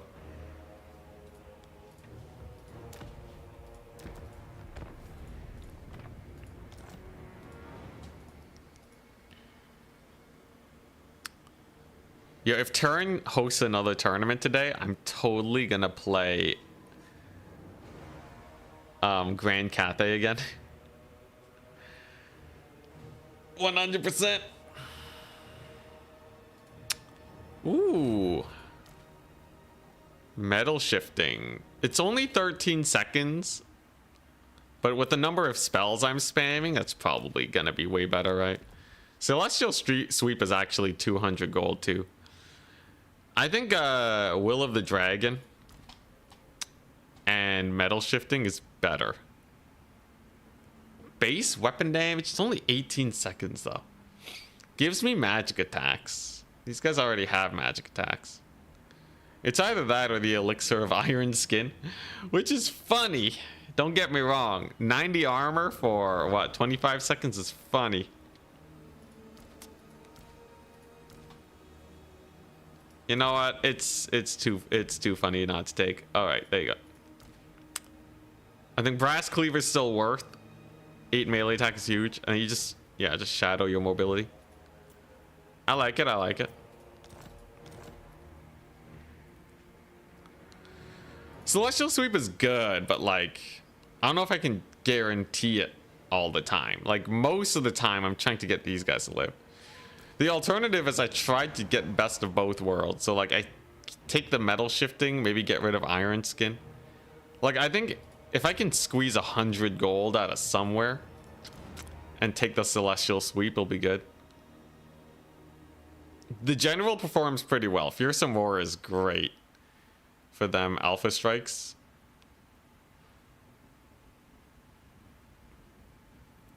I just need 100 more gold. This build feels weird, man. It's surprisingly competitive.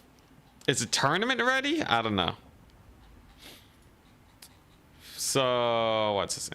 Enchanted Metallurgy. You don't think the 12% increase is worth the 100 gold? Let's see. So, let's say I'm getting 12% increase. How much value is that really going to get? I guess it doesn't get that much, does it? I think you guys are right. Sweep is grounds to just outright win the game if I do it right. I think it's better to have something that might just insta win it for you rather than getting these marginal bonuses. Although metal shifting would be not the worst for like that initial charge with Plague of Rust. It's like a nice to have, but I don't think the money is really there for it.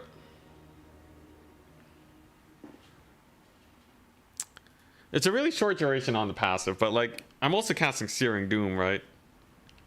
So I can make a little bit more use out of the passive.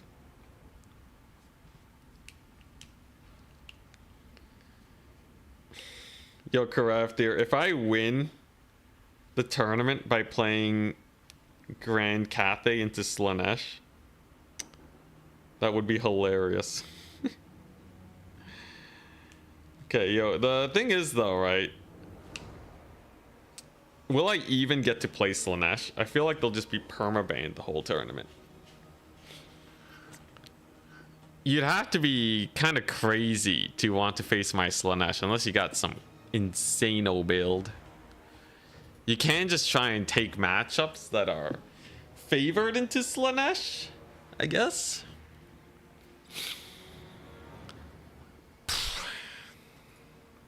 Thing about Celestial Sweep is I only get to cast it like once or twice. So like I have to get my values worth on it.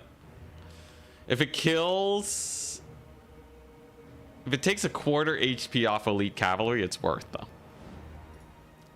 That's all I really need to do for it. That's not the worst. Wasn't there a day everyone decided to die to your Slaanesh? That was last Grand Finals. any rule limits in the grand finals. Pavane is banned, Thunder Tusk is banned. Other than that, it's just normal army limits.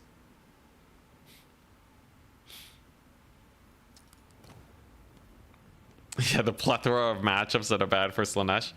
Let me check their stats. What's their win rate right now? Good old Slaanesh. They have a bad matchup into apparently Beastmen, apparently Greenskins. That's hard to believe. Apparently Vampire Coast, though they've only played 3 matches. And Cathay, which makes sense. Because Cathay got that balloon build. So, yeah. They lost 4 and only won once into Cathay. So, reason to believe that Cathay is the Slaanesh counter. Grand Cathay, though, what are they? Okay, so 80% win rate versus Slaanesh, 58% for High Elves, 57% for Norska.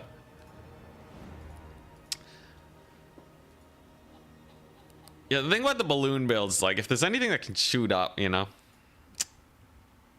the balloon's just worse. Balloons are just not as good if there's things that can shoot up.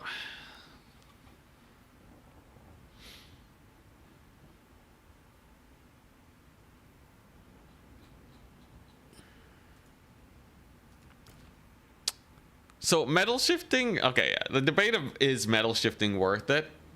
Obviously it gets you value. The discussion is, does it get you more value than 100 gold somewhere else? I think obviously it'll give you more value than like chevroning a unit, right? That does effectively nothing. But this build is like pretty tight. There's not a lot of room to maneuver. Yeah, there's just not a lot of room to squeeze out extra stuff in this build. Unless I like move the alchemist here and then move like the horseman up, but that's not the best ever. I'm kind of like, I need to summon these guys in as a reaction. So I don't know.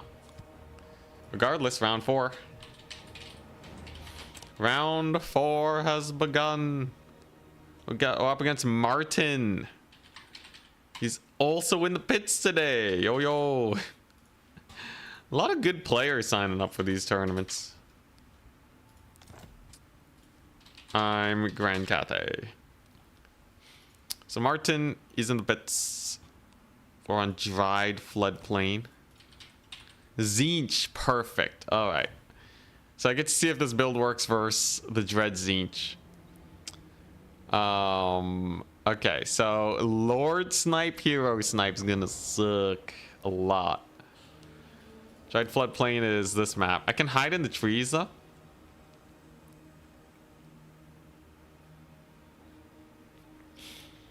Greenskin win rates is so weird right now. Yeah. I could understand people winning with Tzeentch more than greenskins. Although I don't know, they run a pretty mean man tide. That's for sure. Like clearly there's something there for the win rate to be so high. I just haven't really like seen it.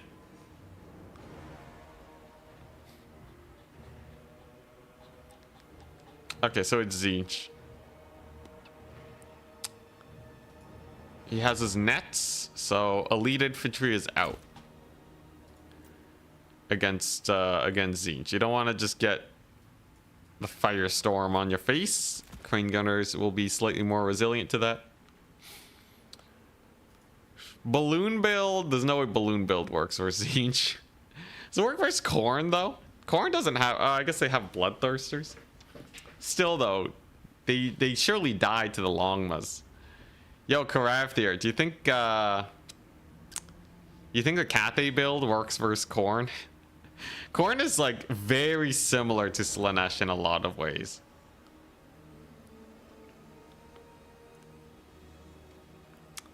But do Wrathmongers just cook too hard? I guess Wrathmongers are the big difference. Because then your Celestial Dragon Guard can't really tussle.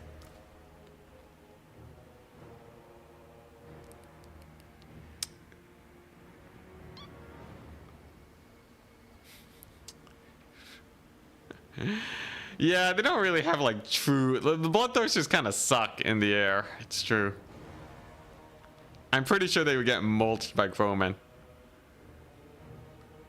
Wrathmongers should just kill all the infantry. Yeah, Tzeentch doesn't really have a Wrathmonger duplicate, and that's what's holding them back, I guess. All right, let's see if this build works. Sure, why not?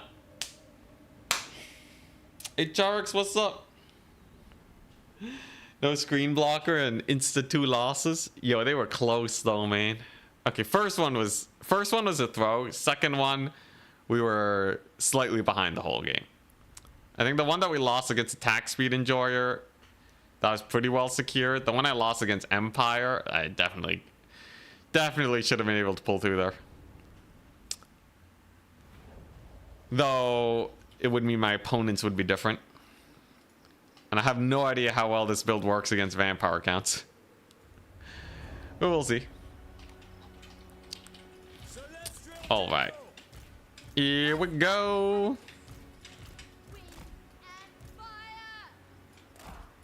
I've always wondered if it's faster to run through the trees or to run through the forest. I mean, run through the trees or run alongside the forest to get to this point.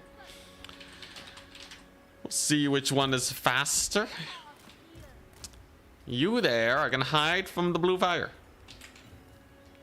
It's an army with 9 units. So what? Does he have soul grinders then?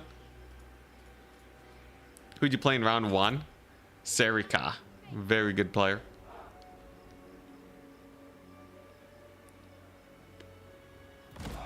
Double heroes with Buna, scary. Well, he brought it.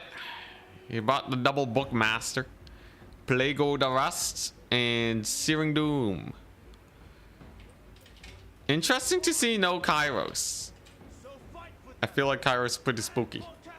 Looks like the forest does not slow you down very much. Good to know. Zongors. So yeah, I'm gonna have to worry about Buna, but I don't have to worry about Lord Snipe. In fact, I can probably just Lord Snipe him, right? The Buna's in. I'd rather he cast it on my Jade Lancers than my other dudes. Interesting. A lot of Forsaken. Okay. So they're not fully stacked, these guys. They're not fully stacked.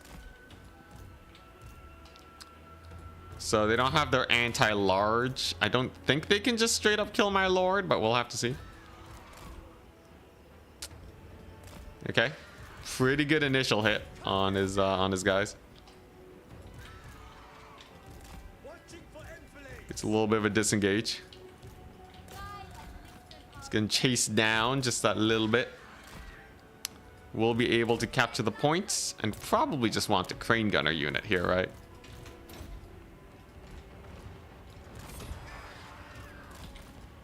All right, an interesting start to the battle. Whoops. With the bomb drops, my bad.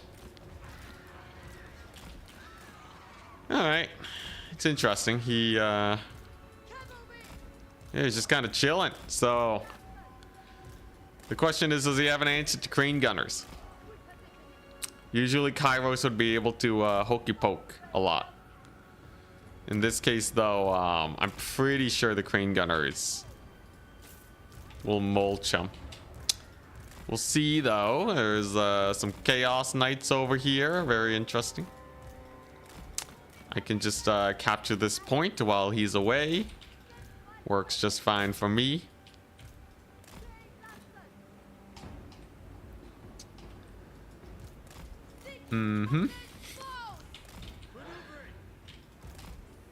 I wouldn't say I'm making cavalry look that strong. Much as we can get wins, we still don't dominate all the time, sadly. Should be a pretty good cav hit though. This is a great sweep that I could possibly use on him. Nah, he's playing real defensive. Okay. Well, the crane gunners are in position. I've baited them back into this position at least. Oh boy. Wait, this is a great time to sweep. Boom. I don't know how I feel about the sweep. I really don't. It's a strange one.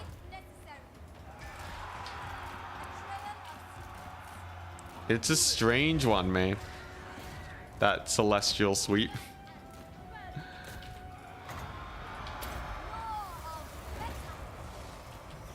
There's a Searing Doom cast. I got my own Searing Doom though.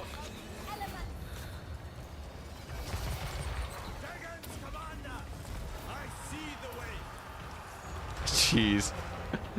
What an absolute grind fest in here. I can't even see what's going on, man. There's like spawn in here all of a sudden. Woo, he rallies up. All right, there we go. So we killed off most of his guys. Now I just disengage and then we'll be fine. A Plague of Rust deleted the Chaos Knights, that's for sure. I guess we're bringing in what, Righteous Lances? They should be pretty good. Along with Crowmen, they should just kill everything, I think. Big issue are his characters here that are just beelining straight for me. As long as we kill off all his infantry, though, we're fairly comfy. And Zongors are not the best here against a lot of stuff. I feel like the Zongors are a little sus. Or not the Zongors, the Centaurs of Tzeentch, because Crowmen have that magic damage. Good bombardment, though. Here we go, though. Is he gonna kill my lord or what? God, that hero squad is brutal. Okay, yeah, the answer is yes, apparently. The answer is yes. He is going to kill my lord. And quite well, too, by the looks of it. Jeez. Goodbye, little lordy.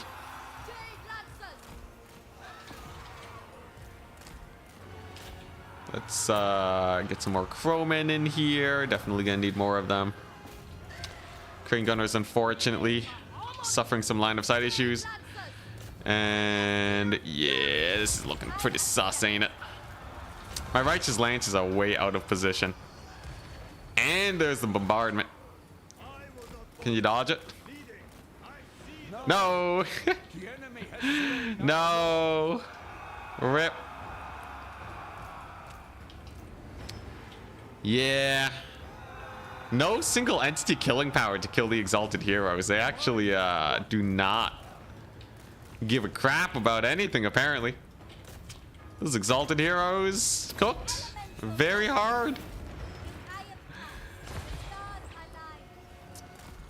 Alright, I still have Righteous Lances. We're gonna see if we can make use of them. So, biggest problem I've seen consistently with this build is dealing with single entities, right? I think I need something that is just slightly better versus these guys. Cause they're kind of mulching me constantly. And that's not very pretty. At least we're getting a little work done here. There you go.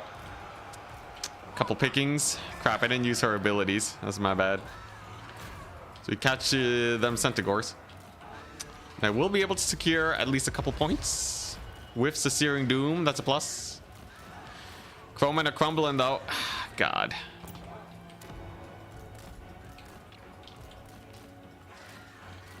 Is this the secret to Tzeentch? You just take double Exalted Hero?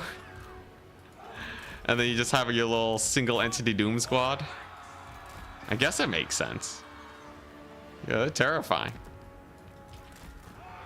Hey, caster rally though. Non-zero chance we kill his lord with this melee attack boost we got going here and harmony.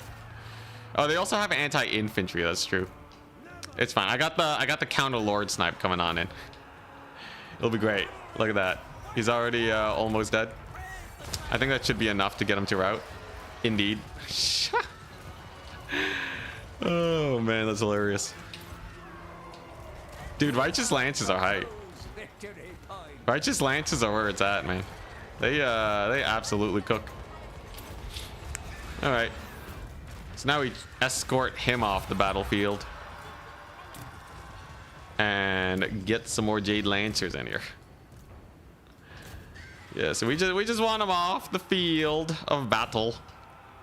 You're saving up for Chaos Knights? Oh boy.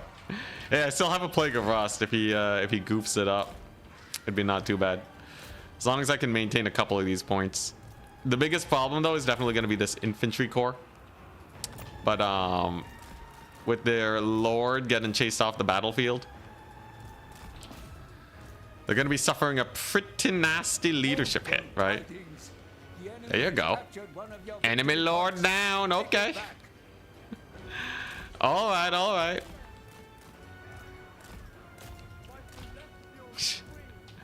Righteous Lances for the win, man. Righteous Lances, we're cooking. Okay, can I bait these Chaos Knight Lances to their deaths? Righteous Lances could probably kill that Exalted Hero too.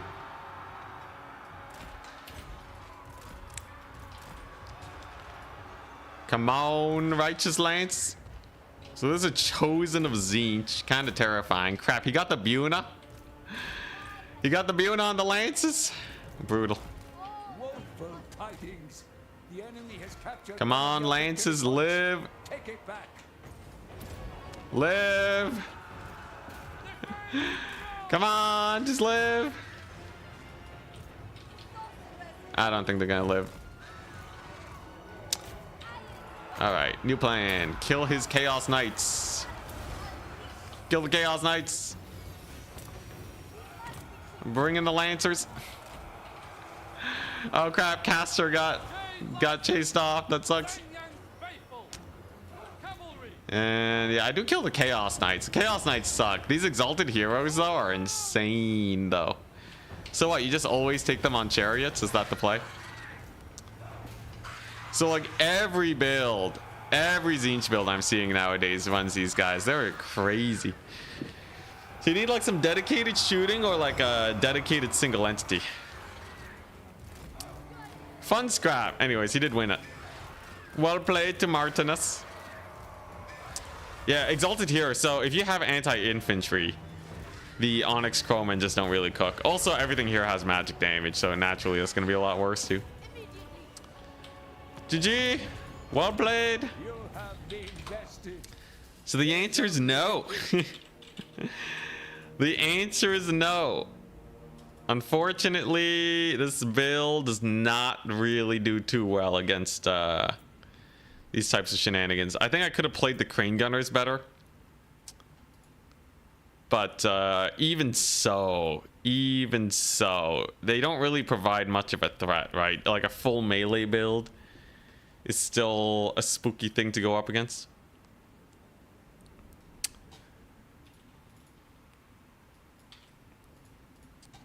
I think there's some factions that you can still run Cathay into. Like if they go Warriors of Chaos Slanesh, I'll probably go Cathay, but such is life. GG. That means we get to cast the games against hopefully we get to see Berserk versus Charix. I gotta scout these guys out. So in the tournament, Berserk, wait, no, Charix is in the bottom bracket. Where's Berserk? Is Berserk not even in this? Oh dang, okay. So Berserk's not even in the grand finals that's being played on Saturday. Interesting.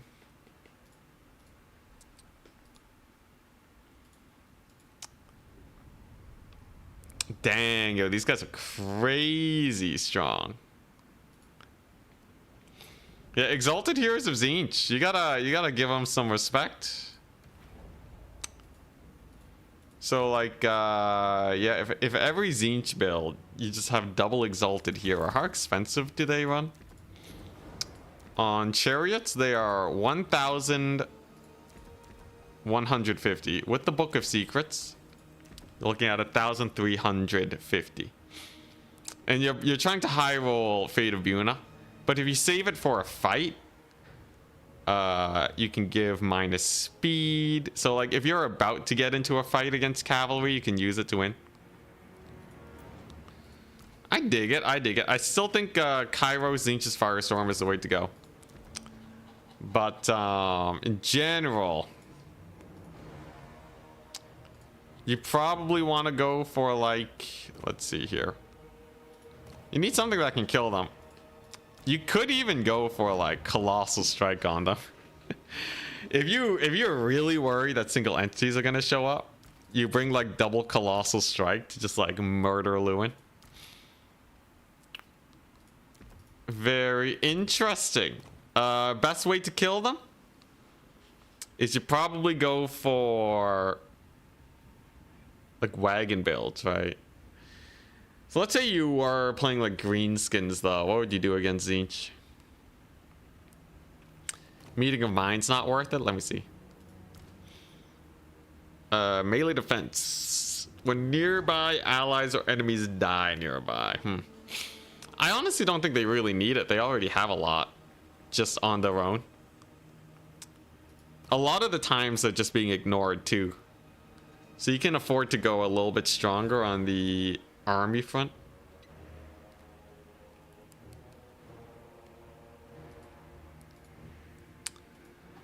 I guess, yeah, I guess if you want to kill Tzeentch, you need...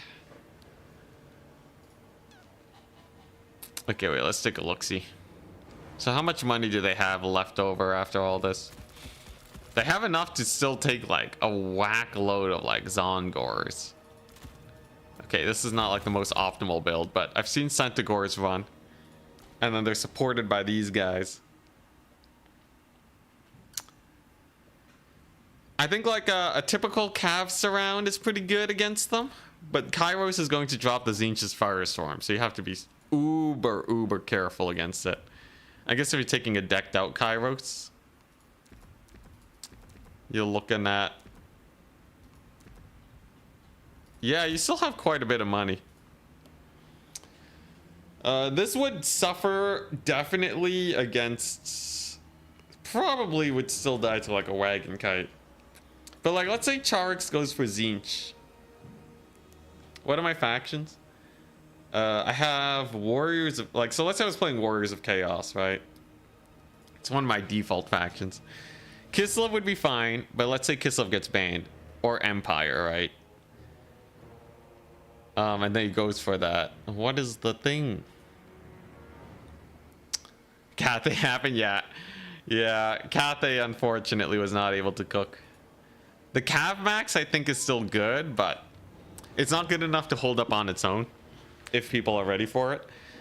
When other factions spam cavalry too, especially mid-range armored cavalry, you end up getting overwhelmed.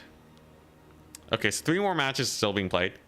Excited to see what Serika, Berserk, and Charix have to bring to the table in the top 4.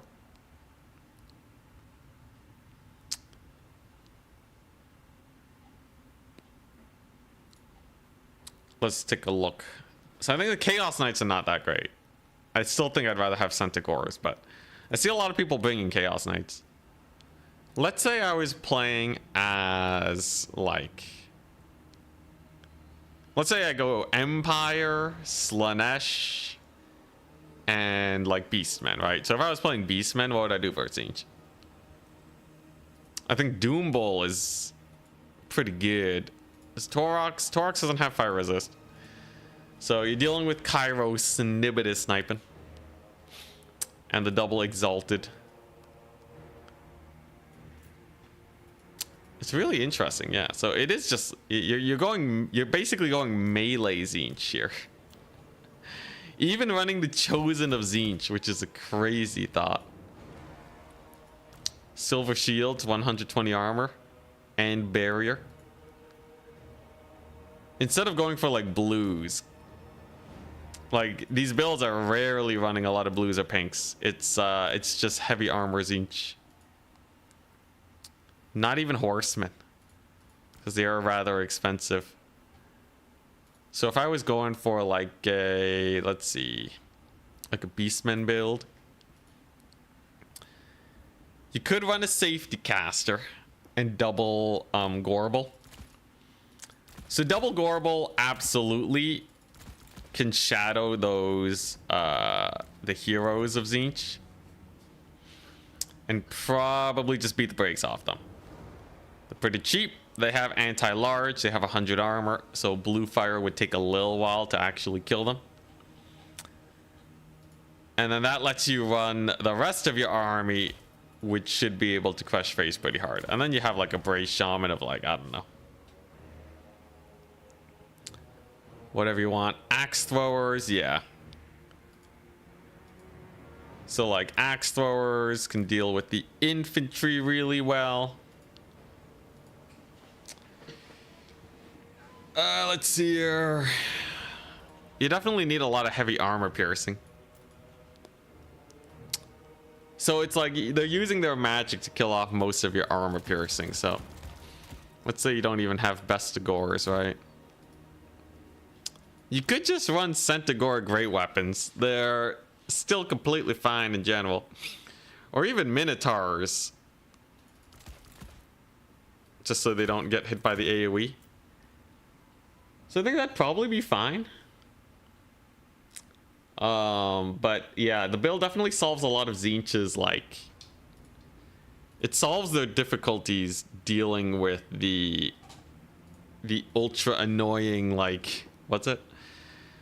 It solves the difficulties dealing with the super annoying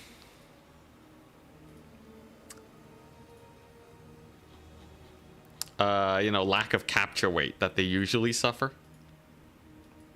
Do I play Tzeentch then? do I throw in a rogue Tzeentch? Because the build's not hard to copy, right? Maybe play Tzeentch tomorrow. Figure out what the weakness is before the tournament shows up. I think it'll definitely do really badly into your typical wagon kite builds. Because it really is just Khorne, right? The way this is being played. It's really just Khorne with a little bit more Lord Snipe. So, in theory, the kiting should still go well. But yeah, and then like you can still counter fight them. You got your double Gorable. You bring like a Fate of Buna. Just a very vanilla caster on foot or something. And then you have Minotaur. Mino great weapons. Yeah, then get the Mino great weapons, deal with the infantry. Then it should be fairly good.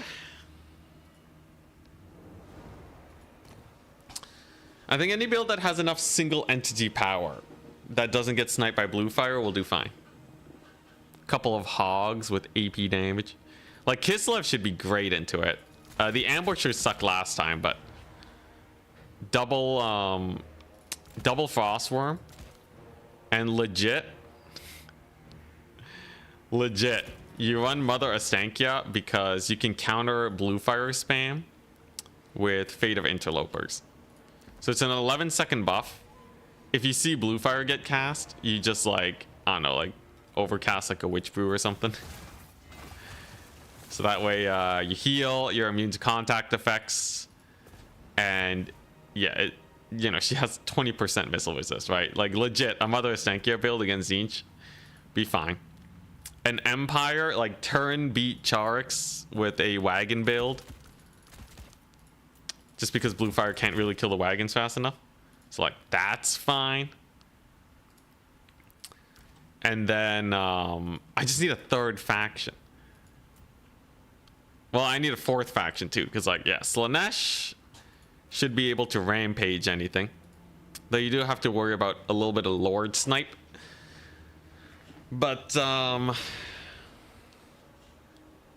I think as soon as you kill off the ground forces and start getting your army abilities, you just start rampaging everything. It'd be a little spooky, like you really don't want to get your Exalted Keeper sniped. Nurgle. Weirdly enough, Nurgle does actually beat Tzeentch, but they're not great against everything.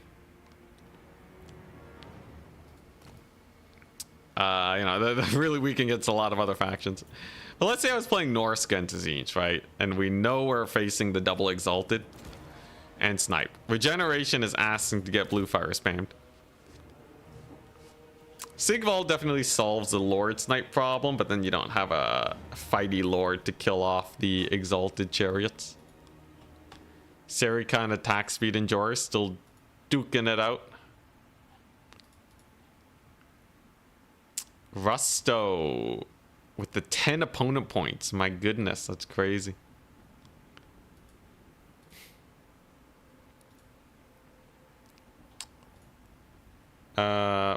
I guess you could go like, okay, so let's say I was playing Norska, right? Would I play Norska into Tzeentch?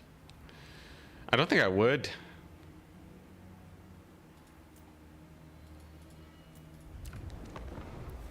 Jeez, I hate that bug. Okay. If I was playing Norska into Tzeentch,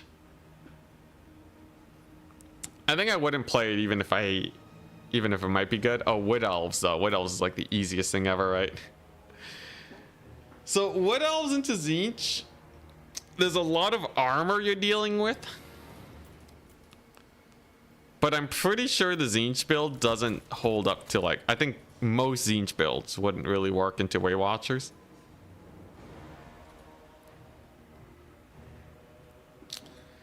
Because double exalted, if you bring like a net, like a glady net, it should be pretty over, right? It should be pretty over.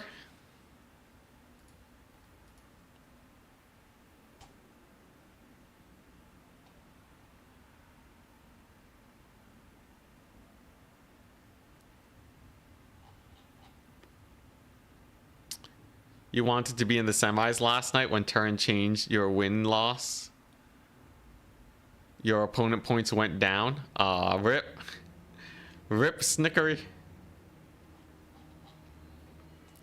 But yeah, I think Wood Elves is a solid one. So like, I think my starter factions, right? Like we have Wood Elves. We have Empire / Kislev, whatever people decide to ban. We have Bretonnia. Bretonnia should be good into Tzeentch. That build specifically. So Lewin refuses to die to Tzeentch Snipe because the Lion Shield followed by regeneration. It is a lot of armor to chunk through. Green Knight's suicidal. We're not taking the Green Knight. But yeah, if you just run a bunch of armor piercing questing knights, still have to be super careful about Tzeentch's Firestorm. But if you're really worried, what you do is you take a damsel with Scroll of Shielding and Aura of the Lady, and that should help mitigate most of the damage. Can't Tzeentch just armor check with the Wall of Infantry against Wood Elves? Generally no. Tzeentch armor is pretty expensive. Like, you don't armor check with Chosen, right? You need to do Warriors, and Wood Elves have the tools to deal with that, or they can bring in like the armor piercing boys. They should be fine. And you can kind of ward Kairos off with the threat of a net / or plus Way Watchers. It definitely gets scarier though, the way people are playing it. Tzeentch might actually, Tzeentch might bounce back. I think you're much more likely to get armor checked as Bretonnia. Arm piercing options are kind of rough. Foot Squires would get melted, so you really are stuck with your cavalry options.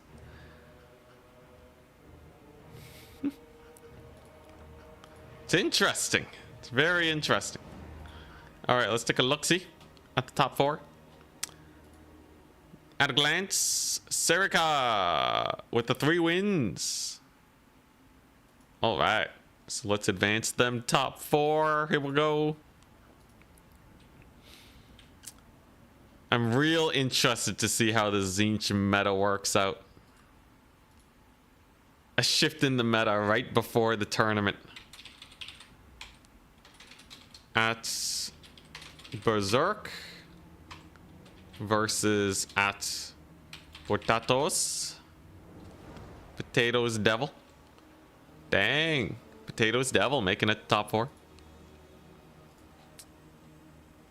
And it's going to be at Serika versus Charix.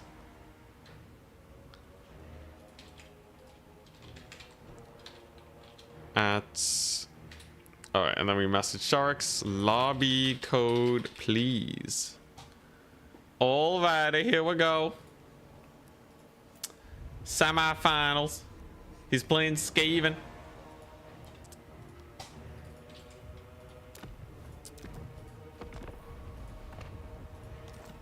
I should probably play Tzeentch tomorrow. I should probably play Tzeentch just to get a feel for them.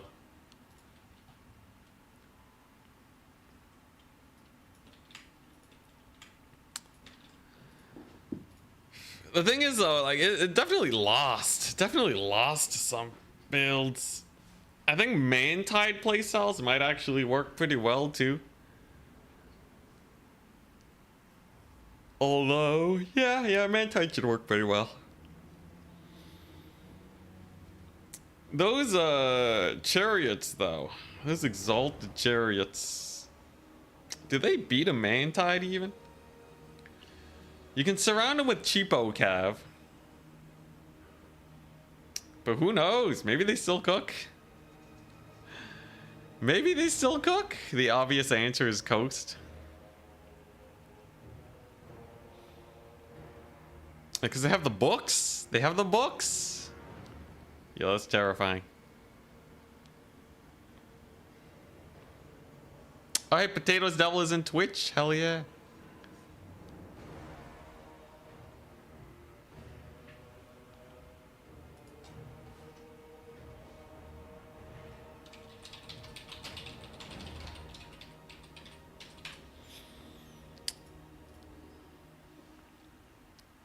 Charix on Skaven.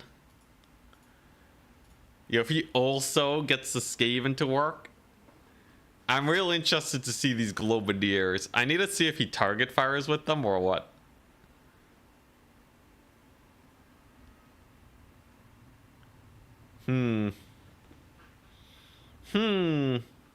At least we have a bit of prep time. Warriors of Chaos. So you have Archaon. You still have to deal with the annoying Cairo snipe. But Archie's not a terrible choice. Yo, Skaven SFT win? Yeah, that would be insane. So let's say you have Archie.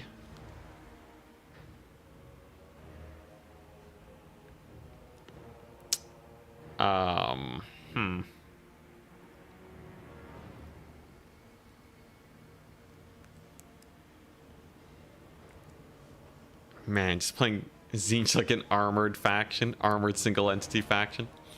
It's straight up Khorne. It's Khorne with magic. Although I don't regard Khorne to be that great. Can you overwhelm them with too much? Like if you bring a lot of armor piercing units, you're probably gonna get hit by the Centaurs. I think it really depends on them getting mega value. Like they gotta get them Bunas down and they gotta get the... Yeah, they have to get the Bunas down. Although they do have that debuff too, which helps in cav fights. I might actually just run Tzeentch as like my mid-tier faction.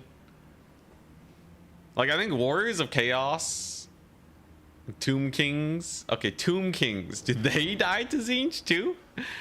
Do they get armored to death? I think Ushopti are way too good though, right? If we saw a Tzeentch build, Tomb King's Mantide with Ushopti would be pretty scary. The Lord Snipe would be rough. Kairos Lord Snipe. But it can't be that bad, right? You still have Ushopti Great Bows to kill off their infantry. You have big old sphinxes running around. You have a bunch of giant sphinxes. It can't be that bad, I think. Now I'm caught questioning. It really all boils down to how good the blue fire spam is. Weren't you learning counts? I actually feel like I have counts pretty well learned now. But the Tzeentch versus Vampire counts is pretty Tzeentch favored. Blue fire into Ushopti. The 900 gold Ushopti will gladly take the shots if it means Setra's not gonna die.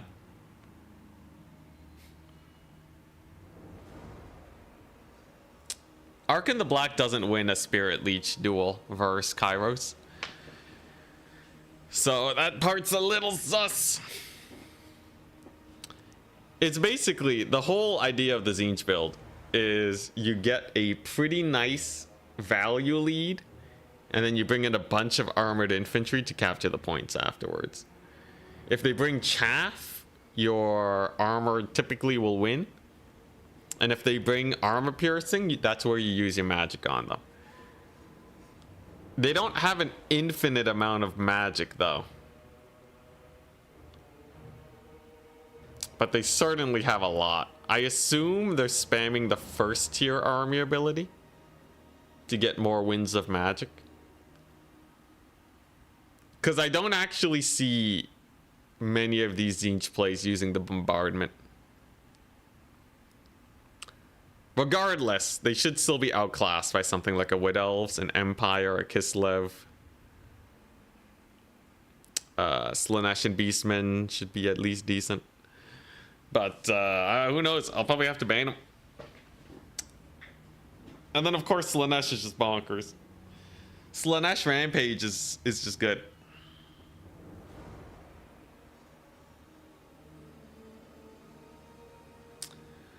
I see. Oh, this is terrifying. Do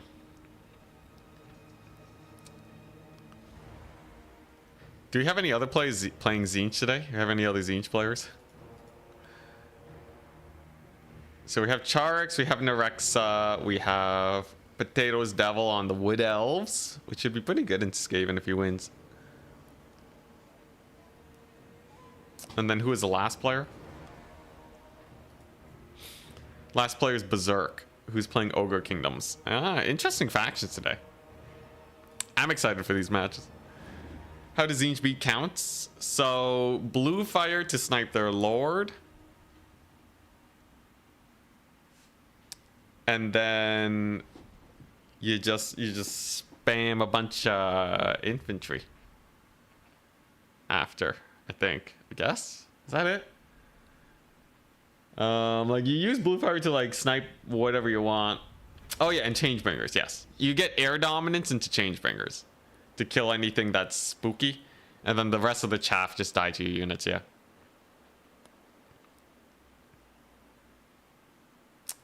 I haven't seen a lot of Tzeentch players use the War Shrine into vampire counts. I assume it's because it doesn't trade fast enough. But it's a funny idea.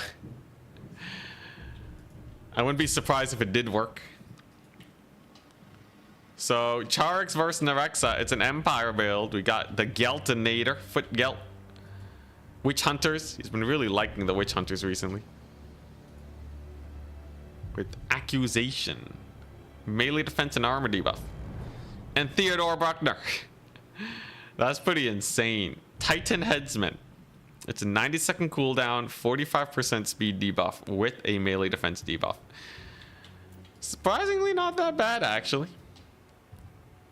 Though, against Skaven, we'll have to see. Skaven are bringing in the usual composition with Doom Wheels. Spiciest thing here is Howling Warp Gale's pretty normal. Deathmaster is the spice, though. I think he's asking to get Fireball spammed.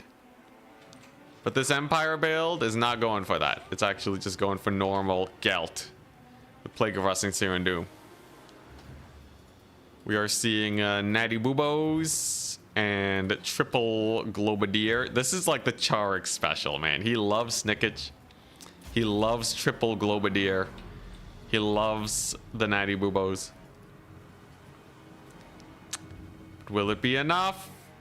Snickage. He also really loves the Whirl of Weeping Blades. It's a nice one.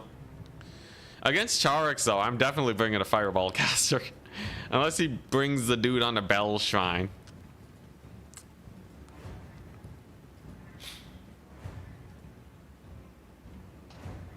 Gelt into Skaven's definitely a weird one, too, yeah. So Natty Boobos get a early shot off on the Knights of the Black Rose.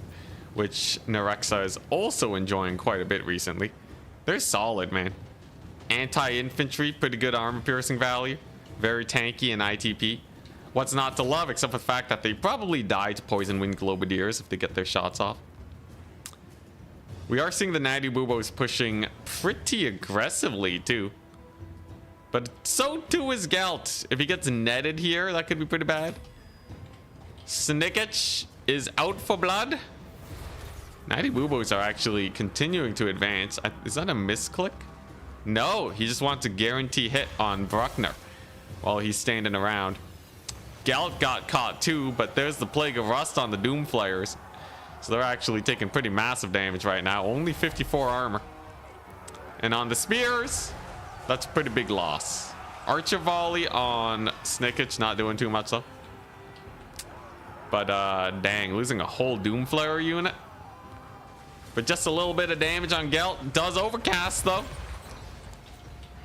But it gets mostly dodged. Poison Wing Globadiers push on forward. Overall, I'd say this is a pretty comfortable position for Charix, because the Empire has not decided to go for the deep dive. Oh, okay. Sacrificial Knights of the Black Rose to try and catch the natty boobos. But let's take a look at the micro here, right? Instant collapse with the clan rats to get those guys botched up. To still focus firing the natty boobos. If they get a kill, it's about even value when it comes to trades. But I don't know if these guys are actually getting killed. They're pulling through to safety. And a glorious surround for the Skaven. Very well played from Charix. Exactly what you expect to see. Bruckner 2 getting massacred by Tzeentch is a crazy sight. And yeah, Knights of the Black Rose get routed. Dang, even with the ITP. Holy crap. And there's, you see that? I don't know how he does it. Oh wait, no, it wasn't the Globadiers. It was the Triads that got these Knights. Very, very good play. Does lose one Globadier, but considering we just lost like 2 Knights of the Black Rose, not the best of trades. Yeah, the natty boobos are still alive. And the trading is slightly in the favor of the Skaven, though the Empire do have a triple cap, so remember, clock's ticking. Yeah, big Triad W for sure. And there's the chase off on those Knights. Globadiers can clear up the army super quickly. Searing Doom does drop though. Look at that micro though. Nope, no micro. No, he does pull them. Just it was a little too slow. I think he gave an attack command or something. Loses a couple more, but there are still 17 entities out of 32. So they're actually still doing just fine. Knights are off the battlefield using the doggos for that. Globadiers, a little bit of catch. Very nice. Knights of the Black Rose play. They're definitely getting in there. And one of them does get into the middle onto the natty boobos. So pretty painful for them, right? Looks like they're going to be going down. Honestly, I should take more Knights of the Black Rose. They seem very hype indeed. Like questing Knights with that ITP. Lots of damage over here. They're just absolute grinders with that 50 melee defense. They do not give a crap about anything. 120 armor, man. Chonky little fellas. Oh, there we go. Another big sniping attempt from Tzeentch. This time, though, Sterling's Revenge, a favorite for Nerexa.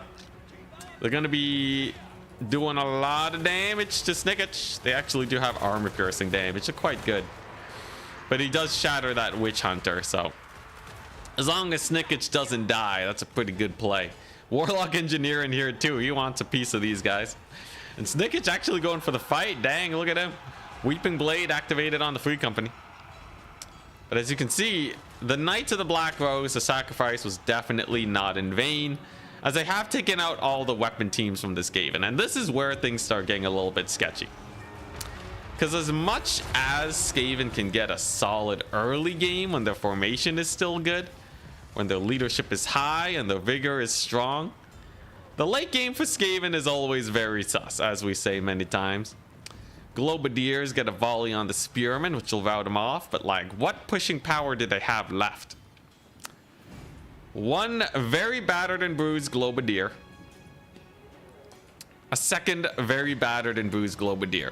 Tzeentch is kind of out of juice though, right? There's not much you can really do here, although... Is this on cooldown? Is it gonna whirl of Weeping Blades? I think he wants it.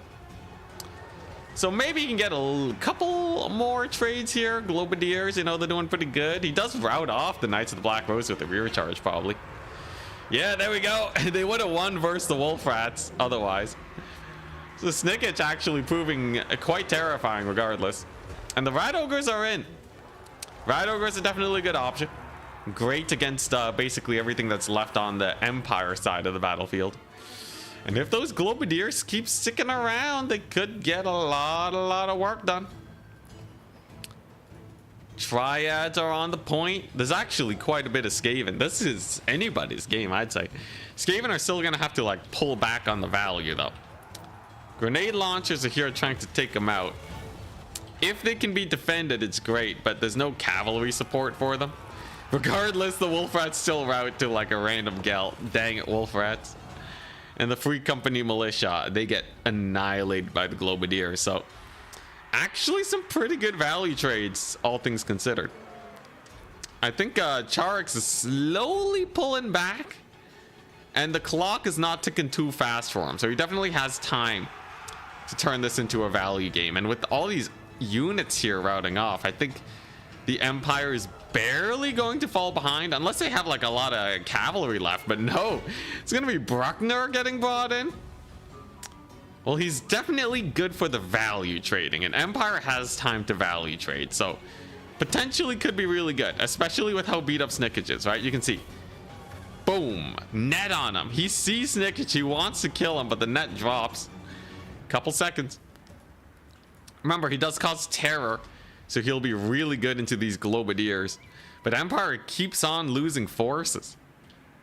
Bruckner might have come a little bit too late to actually clean things up. We'll have to see. There's a lot of time for the Empire, but look at those Triads. Full HP, full vigor.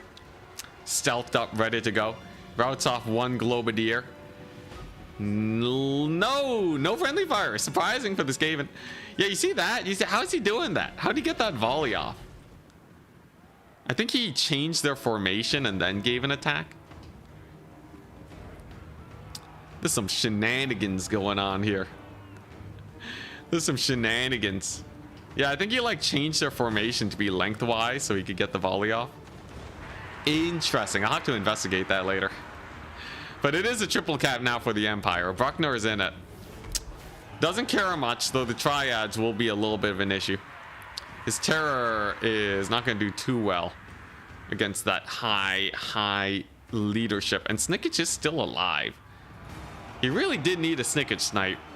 And there's just so many Triads on the battlefield right now. It's going to be sus. Looking pretty spooky. Big old volley from the Pistoliers on the Pit Fighters.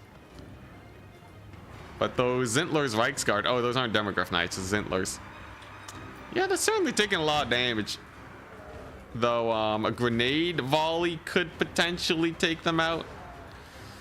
Bruckner's still around. He has one job, and it's to rout these guys off. But Tzeentch might actually kill him.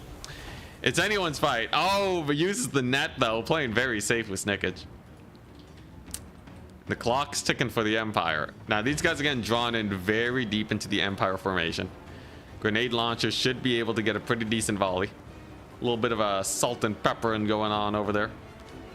But look at that. Bruckner. Completely caught up. The secret weapon against the Skaven.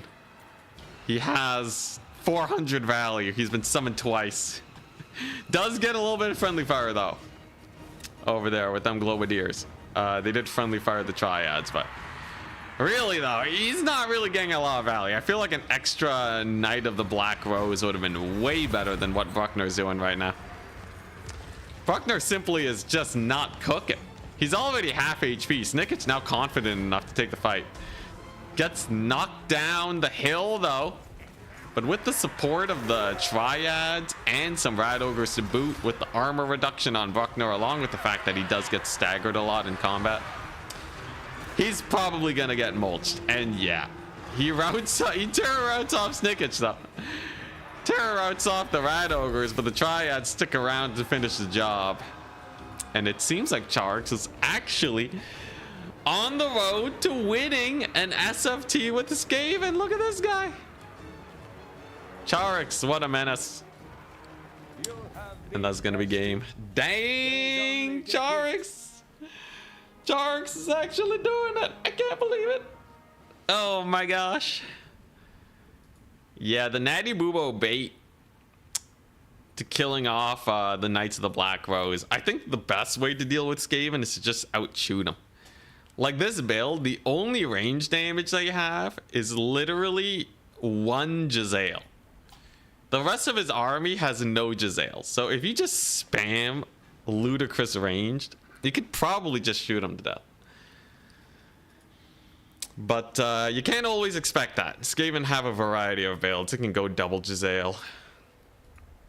No final transmutation, yes, was pretty rough. And yeah, those grenade launchers didn't really do that much. Grenade launchers are very easily shut down. Witch Hunter 2 got sniped by Snickage. Very interesting indeed. Well, there you go. Good match won by Charix. Berserk is waiting in the grand finals for him. Terrifying.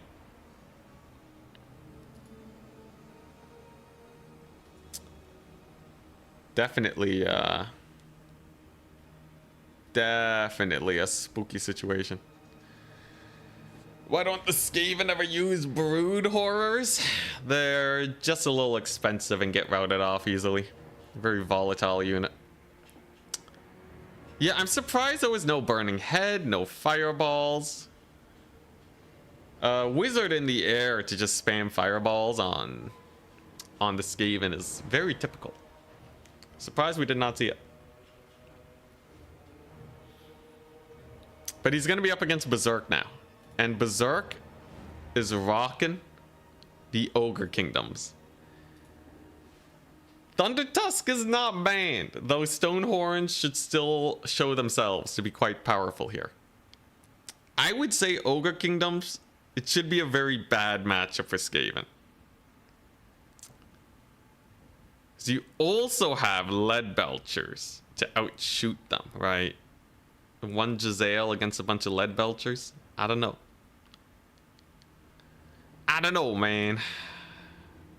I feel like this is an absolute Rip Skaven situation, but the map is the Lost Temple of Sotek, I think. It is a forested map, which means that ogres may have a hard time. $5 on Berserk. I think Berserk annihilates here. I'm gonna be real with you. I'm pretty sure Berserk deletes everything. Like this kind of sus.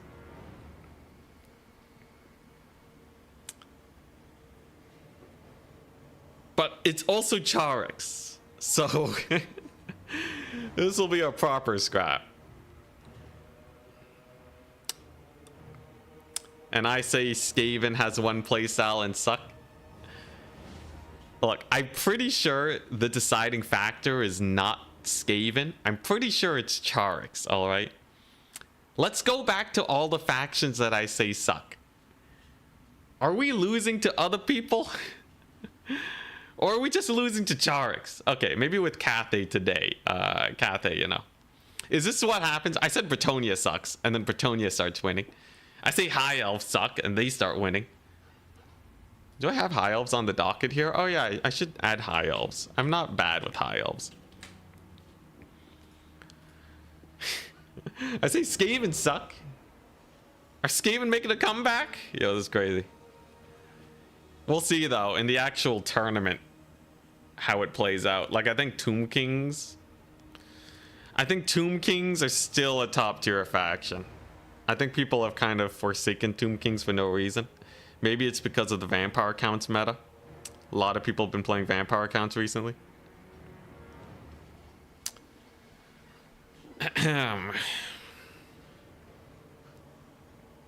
Anyways, we'll ban Charix as High Elves. It's fine if I face them in the tournament. The power of having people wanting to prove you wrong.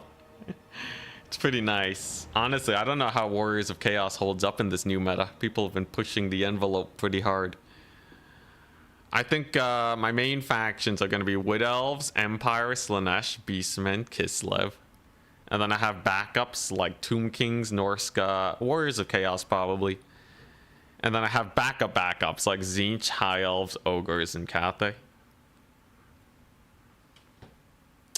Why is Dark Elf the most played faction though? It's a faction that comes and goes, and it's also not too filthy to play in SFTs. Dark Elves are good until they run into like an actual faction. Like a real spine ripper.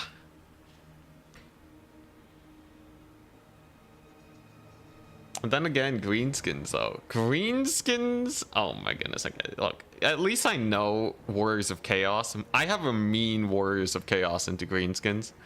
So if somebody goes greenskins, instant counterpick there. Hey, what's up? Selena, what's up? So Charix is also part of client RTK. So whatever Charix is playing, I'm sure RTK is like gobbling it up, man. All right, the playstyle, like, you know, it percolates down. They figure out how to emulate it, and then boom, win rate spikes. Although, does that count with High Elves? Let's take a look. If we go to High Elves, they still have a 44% win rate. So clearly there's not that much percolation.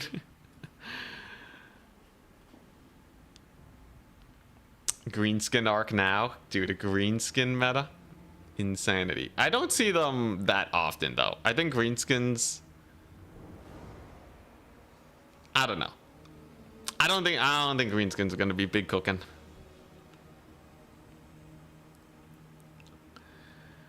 Yeah, you know RTK is like scheming it up though, right? RTK watching my videos, then they give Charix all the counter builds. They know my builds in and out, man. If they if they wanted to, they could totally do it. Playstyle wise though, I should be fine. Just gotta get that micro on. Man, Saturday's coming up fast though. What, it's already Wednesday? Oh my goodness. I should totally learn Tzeentch though. Getting a Tzeentch in there as a counter pick is fun. I think it would do pretty well into a lot of factions in the mid tier.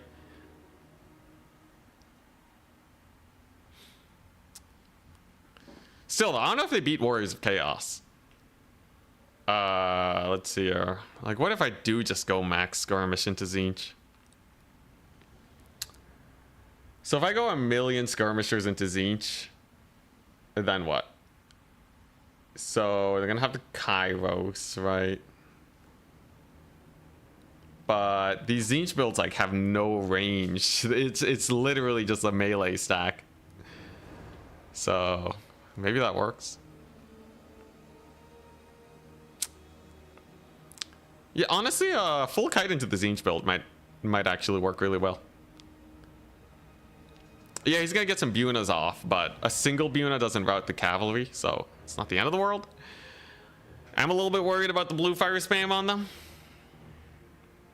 But then Archaon will live, and then Archaon can bully his thing. Let's take a look at the Turin. What did Turin do? So Turin played against Charix Tzeentch recently and won with the Empire, so let me just take a look at the builds. Turin. Also, man, I am so hungry. I'm so hungry. At least it's the grand finals. Videos. No, live. It was... Yeah, so Turin went 2 Knights of the Black Rose, 2 or no, that was his reserve. He went for Elspeth. Yeah, so against Tzeentch... Oh my gosh, dude, the wagons cook so hard. The wagons cook so hard. Holy crap. Yeah, okay. Alright, yeah. The Tzeentch build doesn't hold up to Kite. So I think any faction with Kite probably beats him. Buzzark.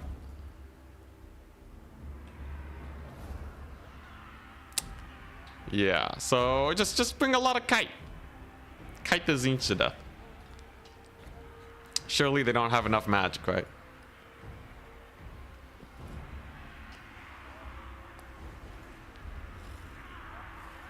People will figure out Tzeentch and will get exposed as a fraud.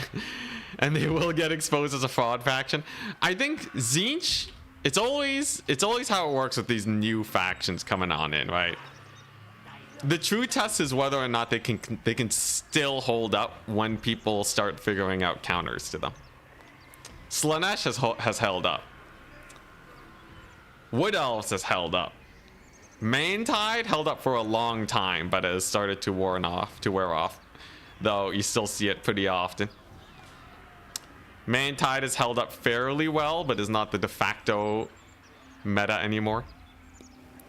Skaven comes and goes. Dark Elves comes and goes. I think Tzeentch will come and go. I don't think they will. I don't think they'll do it. Armor piercing kite is something that a lot of factions can do. Flock of Doom. Transformation of Gadon. Thwat. Hey, someone mentioned Brood Horrors. Very nice to see. On a faction like Ogre Kingdoms that can't snipe them. Quite good. 95 speed. Great for killing big monsters. Creature killer. Beast pack. Summon some ogres. Even has the heal. We have a victory point. Weapon team wise, we're looking at a single rattling gun. A rattling gun, bro? What's the guy doing? Alright, Charix. So Berserk is a really good player. He qualified for the grand finals. Charix, also very good, qualified for the grand finals. They're both memeing. We got Noblar Scrap Launcher against Rattling Gunners. Crazy. What tools do High Elves have against Dark Elves? Fireborn, mostly. Very interesting indeed. Rattling Gunners, look at that massive damage. They did less than the Skaven Slave Slingers, didn't they? 51 gold worth of value. 9 gold worth of value. Embarrassing. It was max range though, but regardless, pretty embarrassing. Yeah, you see these long formations that he does? That's how he gets his units to shoot, I think. He like switches them to long formations sometimes. I gotta test that out after this game. Remind me, chat. A little bit of dodging back and forth. So typically Skaven don't go for the triple cap. They're not a very good aggressive faction. Very good defensive faction that forces you forwards. Because Skaven slaves taking damage is so slow as a gold trading option that yeah, you're just gonna be down trading most of the time if you're shooting them. The only time this is worth is if you can get a solid charge in afterwards. Good dodge though. Gets hit by the rattling guns that do very little damage. But here we go. Vulture engage. Now vultures, I don't know how they do here. Is that Flock of Doom? Oh, hell yeah. I like the Flock of Doom upgrade. And closer range rattling guns actually do a bit more damage. Vultures get the charge, but are they just going to insta-route? Are they going to route the rattling gunners? It's a lot of damage, but it's a 500-ish, what? 500-ish gold unit for a little bit of damage. Not very worth. Especially when you count the Flock of Doom being upgraded too. So far, Berserk in a little bit of an awkward position as they are down trading and behind on points. So some sort of big play is going to need to be made here. We're going to need some sort of play because this ain't really it, I'd say. You know, there's a big old charge over here on the Slaughtermaster. Now the Ogre Kingdoms are on the defensive, but they're pretty comfortable here. Slaughtermaster doesn't have to worry that much. Especially since a Rat Ogre summon was plopped down too. But these Ogre Bulls are going to defend it. A little bit of an Ogre charge on the left-hand side too. Seems like the Ogres are trying to get a lot more aggressive now. Unfortunately for the Saber-Tusk pack, they get caught by Clan Rat Spears in the forest. So they're also getting debuffed. And they'll probably go down, but this is a nice pick. Some Noblars on the Pit Fighters. Most of these ogres are doing fine. Value trading's fairly even, but Skaven can always have a big collapse. Charx is good though. He's good at preventing that. But definitely these ogre bulls are kind of mulching the rat ogres. Usually rat ogres are great versus infantry and cavalry, but against someone their own size, it's not very pretty at all. So ogre bulls, basically the same stats, right? Manticore gets summoned too. Manticore very good against Skaven. Look at that terror route on the ogre bulls immediately. Big route on the Packmaster too. Dang, that's surprising. I guess he just routed off to these guys, but ooh, Storm Vermin. Now that's an interesting choice. They're going to be kind of out of position though, which is a little rough. And oh my gosh, he's using the scrap launcher as a chariot. What a mad lad. The scrap launcher just plowing right through all of those fools. Hilarious. Ogres now starting to get a little bit of a lead, but the lines are not holding nearly as well as I think they'd hope for, right? A little bit of a route over on the right flank. Left flank's a little sus. Manticore is great and all, but remember, Skaven are still healing on these brood horrors. It's really going to depend on this late game though. He summons in Yetis too. What are these unconventional picks from Berserk? So there's a terror causing unit in range. They get a pretty nice buff. And they also have a really nice debuff on these guys. So in theory they'll do well, but they do get shot to pieces pretty often. Huge hit on Throt though from the Yetis though.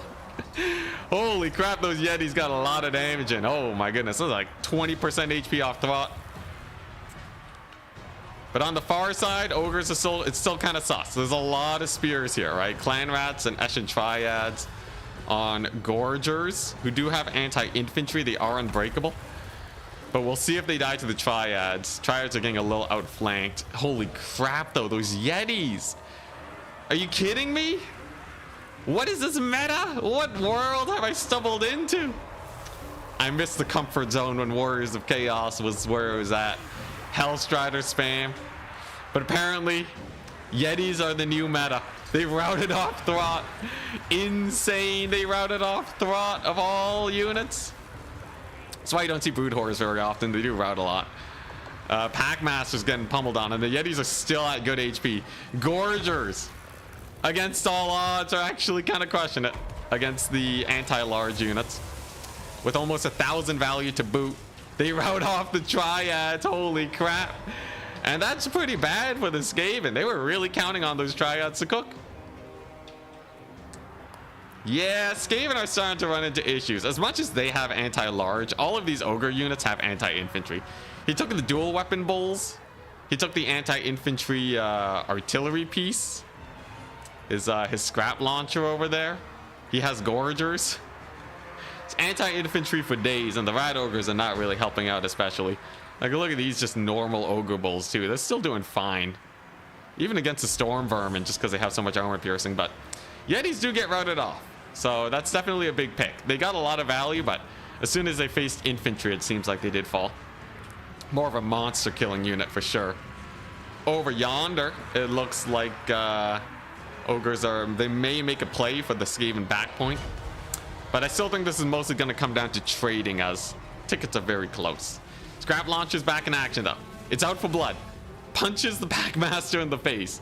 But we have a mass route for the ogres on the left-hand side, with the fan favorite Night Runners. Charx loves these guys, because man does he know how to make them get value. Lots of damage over there. Yeah, you see that? He's like turning them or something. I don't know how he's doing this micro. I really have to check that out later. But yeah, it seems like they're doing pretty good. Slaughtermaster kind of in a rough position.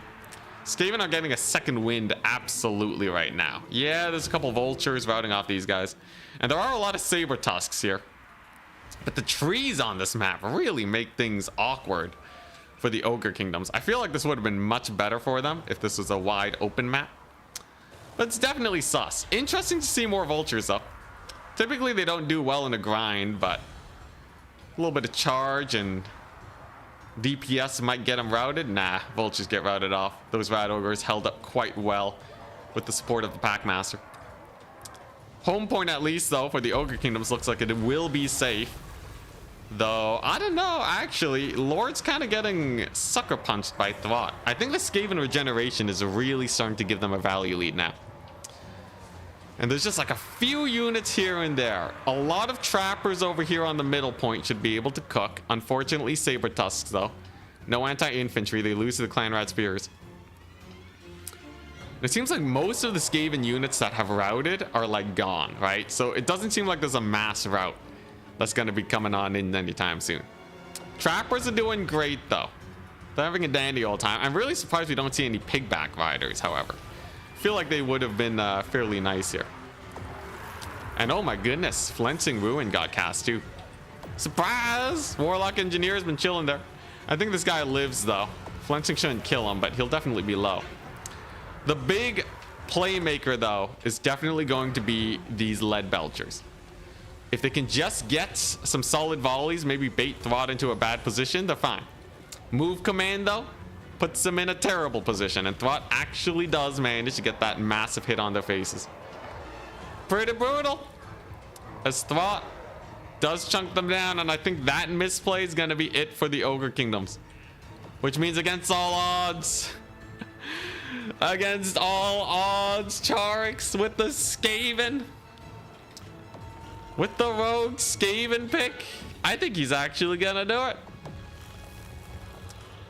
Finally manages a victory. Using just the basics, you know? He's just doing the bare bones Skaven basics. Just get a lot of spears. Use some weapon teams. And that's gonna be it. History has been made today, people. The impossible has been done. Berserk loses to Charix in the grand finals, playing as the Ogre Kingdoms, which are apparently a very good faction. Getting mulched. The Gorgers were cool. The Scrap Launcher was a terrible idea. Same with the Rattling Gunner. So you know what? Fair is fair. Both players had their fun. All right, we can all agree they still sucked. What really cooked though was the Storm Vermin. Thwart Micro and Packmaster Micro was great. Skirmish play, man, he loves those skirmishers, and boy do they pay off. You know, the Yetis though, Regiment of Renown means that they were really expensive, however. But yeah, I can't believe it. Skaven 1, map wise, it was definitely a good one though. For everyone who put the money on Berserk, you guys are wrong. Decay, thank you very much for the Danish kroner. 45 Danish kroner, thank you so much.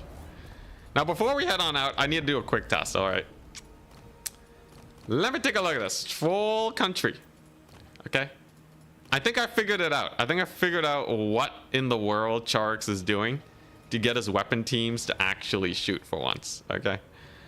So we're just gonna get a million Demogryph Knights just so I have a lot of targets to shoot at. I think we figured it out. And in doing so, we will become a better Skaven player.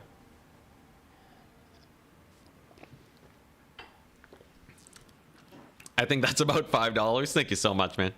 Man of his word. Even more than I, probably. All right, so take a look-see. So very common issue you see with Skaven is that the weapon teams simply take forever to shoot, okay? So take a look at this, right? If I tell this guy to attack these Demogryph Knights, look at that, right? They're gonna take forever. What if I do this? A little bit faster, a little bit faster. What if I do this? Ooh, that's pretty nice. Very nice. Okay, so what if I'm like this though? Then what am I supposed to do versus Demogryph Knights? So if I just right click here, they're gonna pivot, right? And that's not very worth. If I want them to shoot at them, I could try. Could do this. Yeah, so you see how they reform instead of pivoting? I think that's what you want to do. I think that's how you do it. If you want your units to shoot faster, right? Let's take a look at this. If you want your units to shoot faster, don't right click. You got to drag them in formation so that they're basically the same. And then you right click. That's how you fast pivot with that's how you fast pivot with these guys. So what if I really wanted to shoot at these guys though? Oh, look at that. Look at that. Okay, okay. I see what you're doing. So so you have to drag their formation, right? You have to like drag the formation and then give a right click. And then you see that instead of pivoting, they just walk into formation.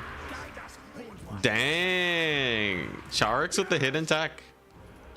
This used to, I feel like this used to not work, but. Oh, you see I kind of screwed up there though, right? They kind of march forward. So let's do this. Right? I need to like formation first, let them turn, and then give it a right click. Yeah, if I was just like this, right? And I gave an attack command.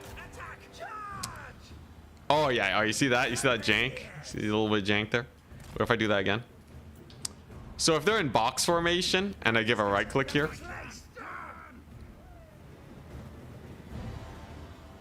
Okay, so they do pivot if they're in box formation. What if they're in lengthwise formation? Yeah, that's just gonna be a pivot. So if you're like this, right, you just gotta quickly do that, give it a right click, and then they fire sideways. So this is how Charix is getting his weapon teams to fire. You can make it very thin. You can make it ultra thin. This is starting to get a little bit excessive though, right? If you do something like this, that definitely delays your attack a little bit. But you know, if you really want to, right, you can. You see that? You see that? Rapid fire. Turn to the other side. Turn again. Yeah. So if you do, oh crap! I think I did too quickly. Yeah, you have to like actually get them to turn first, and then it's a little bit more straightforward. So you have to like do this. Let them turn and then right click. Ooh, oh man, that's fast. That's real fast. So you can do that and then you right click if, you know. Yeah, so like let's say you want to hit this guy, you wait for them to pivot. Oh, dang, that was a little bit too fast. So let's say, yeah, let's say it's something behind you, right? So you do this. You manually turn them. And then, there you go. Rapid fire, activate. So it's all about putting down a formation that's kind of close to whatever they're at, waiting for them to get into position, and then you right click. This would make a good short. Yeah, sure, why not? We'll make we'll turn this into a YouTube short. Today we learned. Yeah, I've been watching his games super close. I've been watching his games a lot to try and figure out how he's getting his weapon teams to shoot. And it is this. Alright, behold. Super secret Skaven tech that CA does not want you to know. A lot of the time, if you go and right click a unit on your flank to try and shoot them, your weapon team is going to take a while to actually pivot before they fire. This is inefficient. If you want them to shoot quickly, you make a formation that is roughly overlapping with how they're standing but facing the other direction, and then you give a right click. So you see these guys, right? Great damage on those Demogryph Knights. If you just right click here, they're going to try and reform. That's terrible, right? You don't want that. Instead, you want to deploy your formation directly on top, wait for them to pivot, and then give that right click. This is the fastest way to make your ranged units fire. So they shot over there, they're pivoting, and a right click, and then as soon as their reload is done, all of a sudden, you get a second volley. Very, very efficient. Also works if they are facing the wrong direction. So you want to deploy your formation like this. You'll see them pivot, reform very quickly, and then boom. Very, very nice. I'm pretty sure if you just have them like this and you give a right click, let's see how long it takes. Actually, a little bit fast. Though this is not entirely consistent. Would be better to use alt to turn them? No, because it keeps their formation, right? So I believe you want to just do this. And like so. Yeah, there we go. This is much more efficient than going for just a full pivot. Anyways, there you go. There's the tip. There's the tip. Hopefully it's useful. Because boy, will they take forever to shoot sometimes if you don't do this. Yo, this is hype though. Look at that. Hey, nice. And then if you just right click, yeah. Garbage formation change. All right. I'm good for today. I hope you guys had a wonderful time. I am going to get some food. Peace out. Have a wonderful rest of your day. Tomorrow, I think I'll dabble with Tzeentch maybe. See if Tzeentch can cook. But yeah, for now I'm probably gonna edit. I still gotta edit that construct tournament victory. We'll do that. Peace, peace. Have a good night.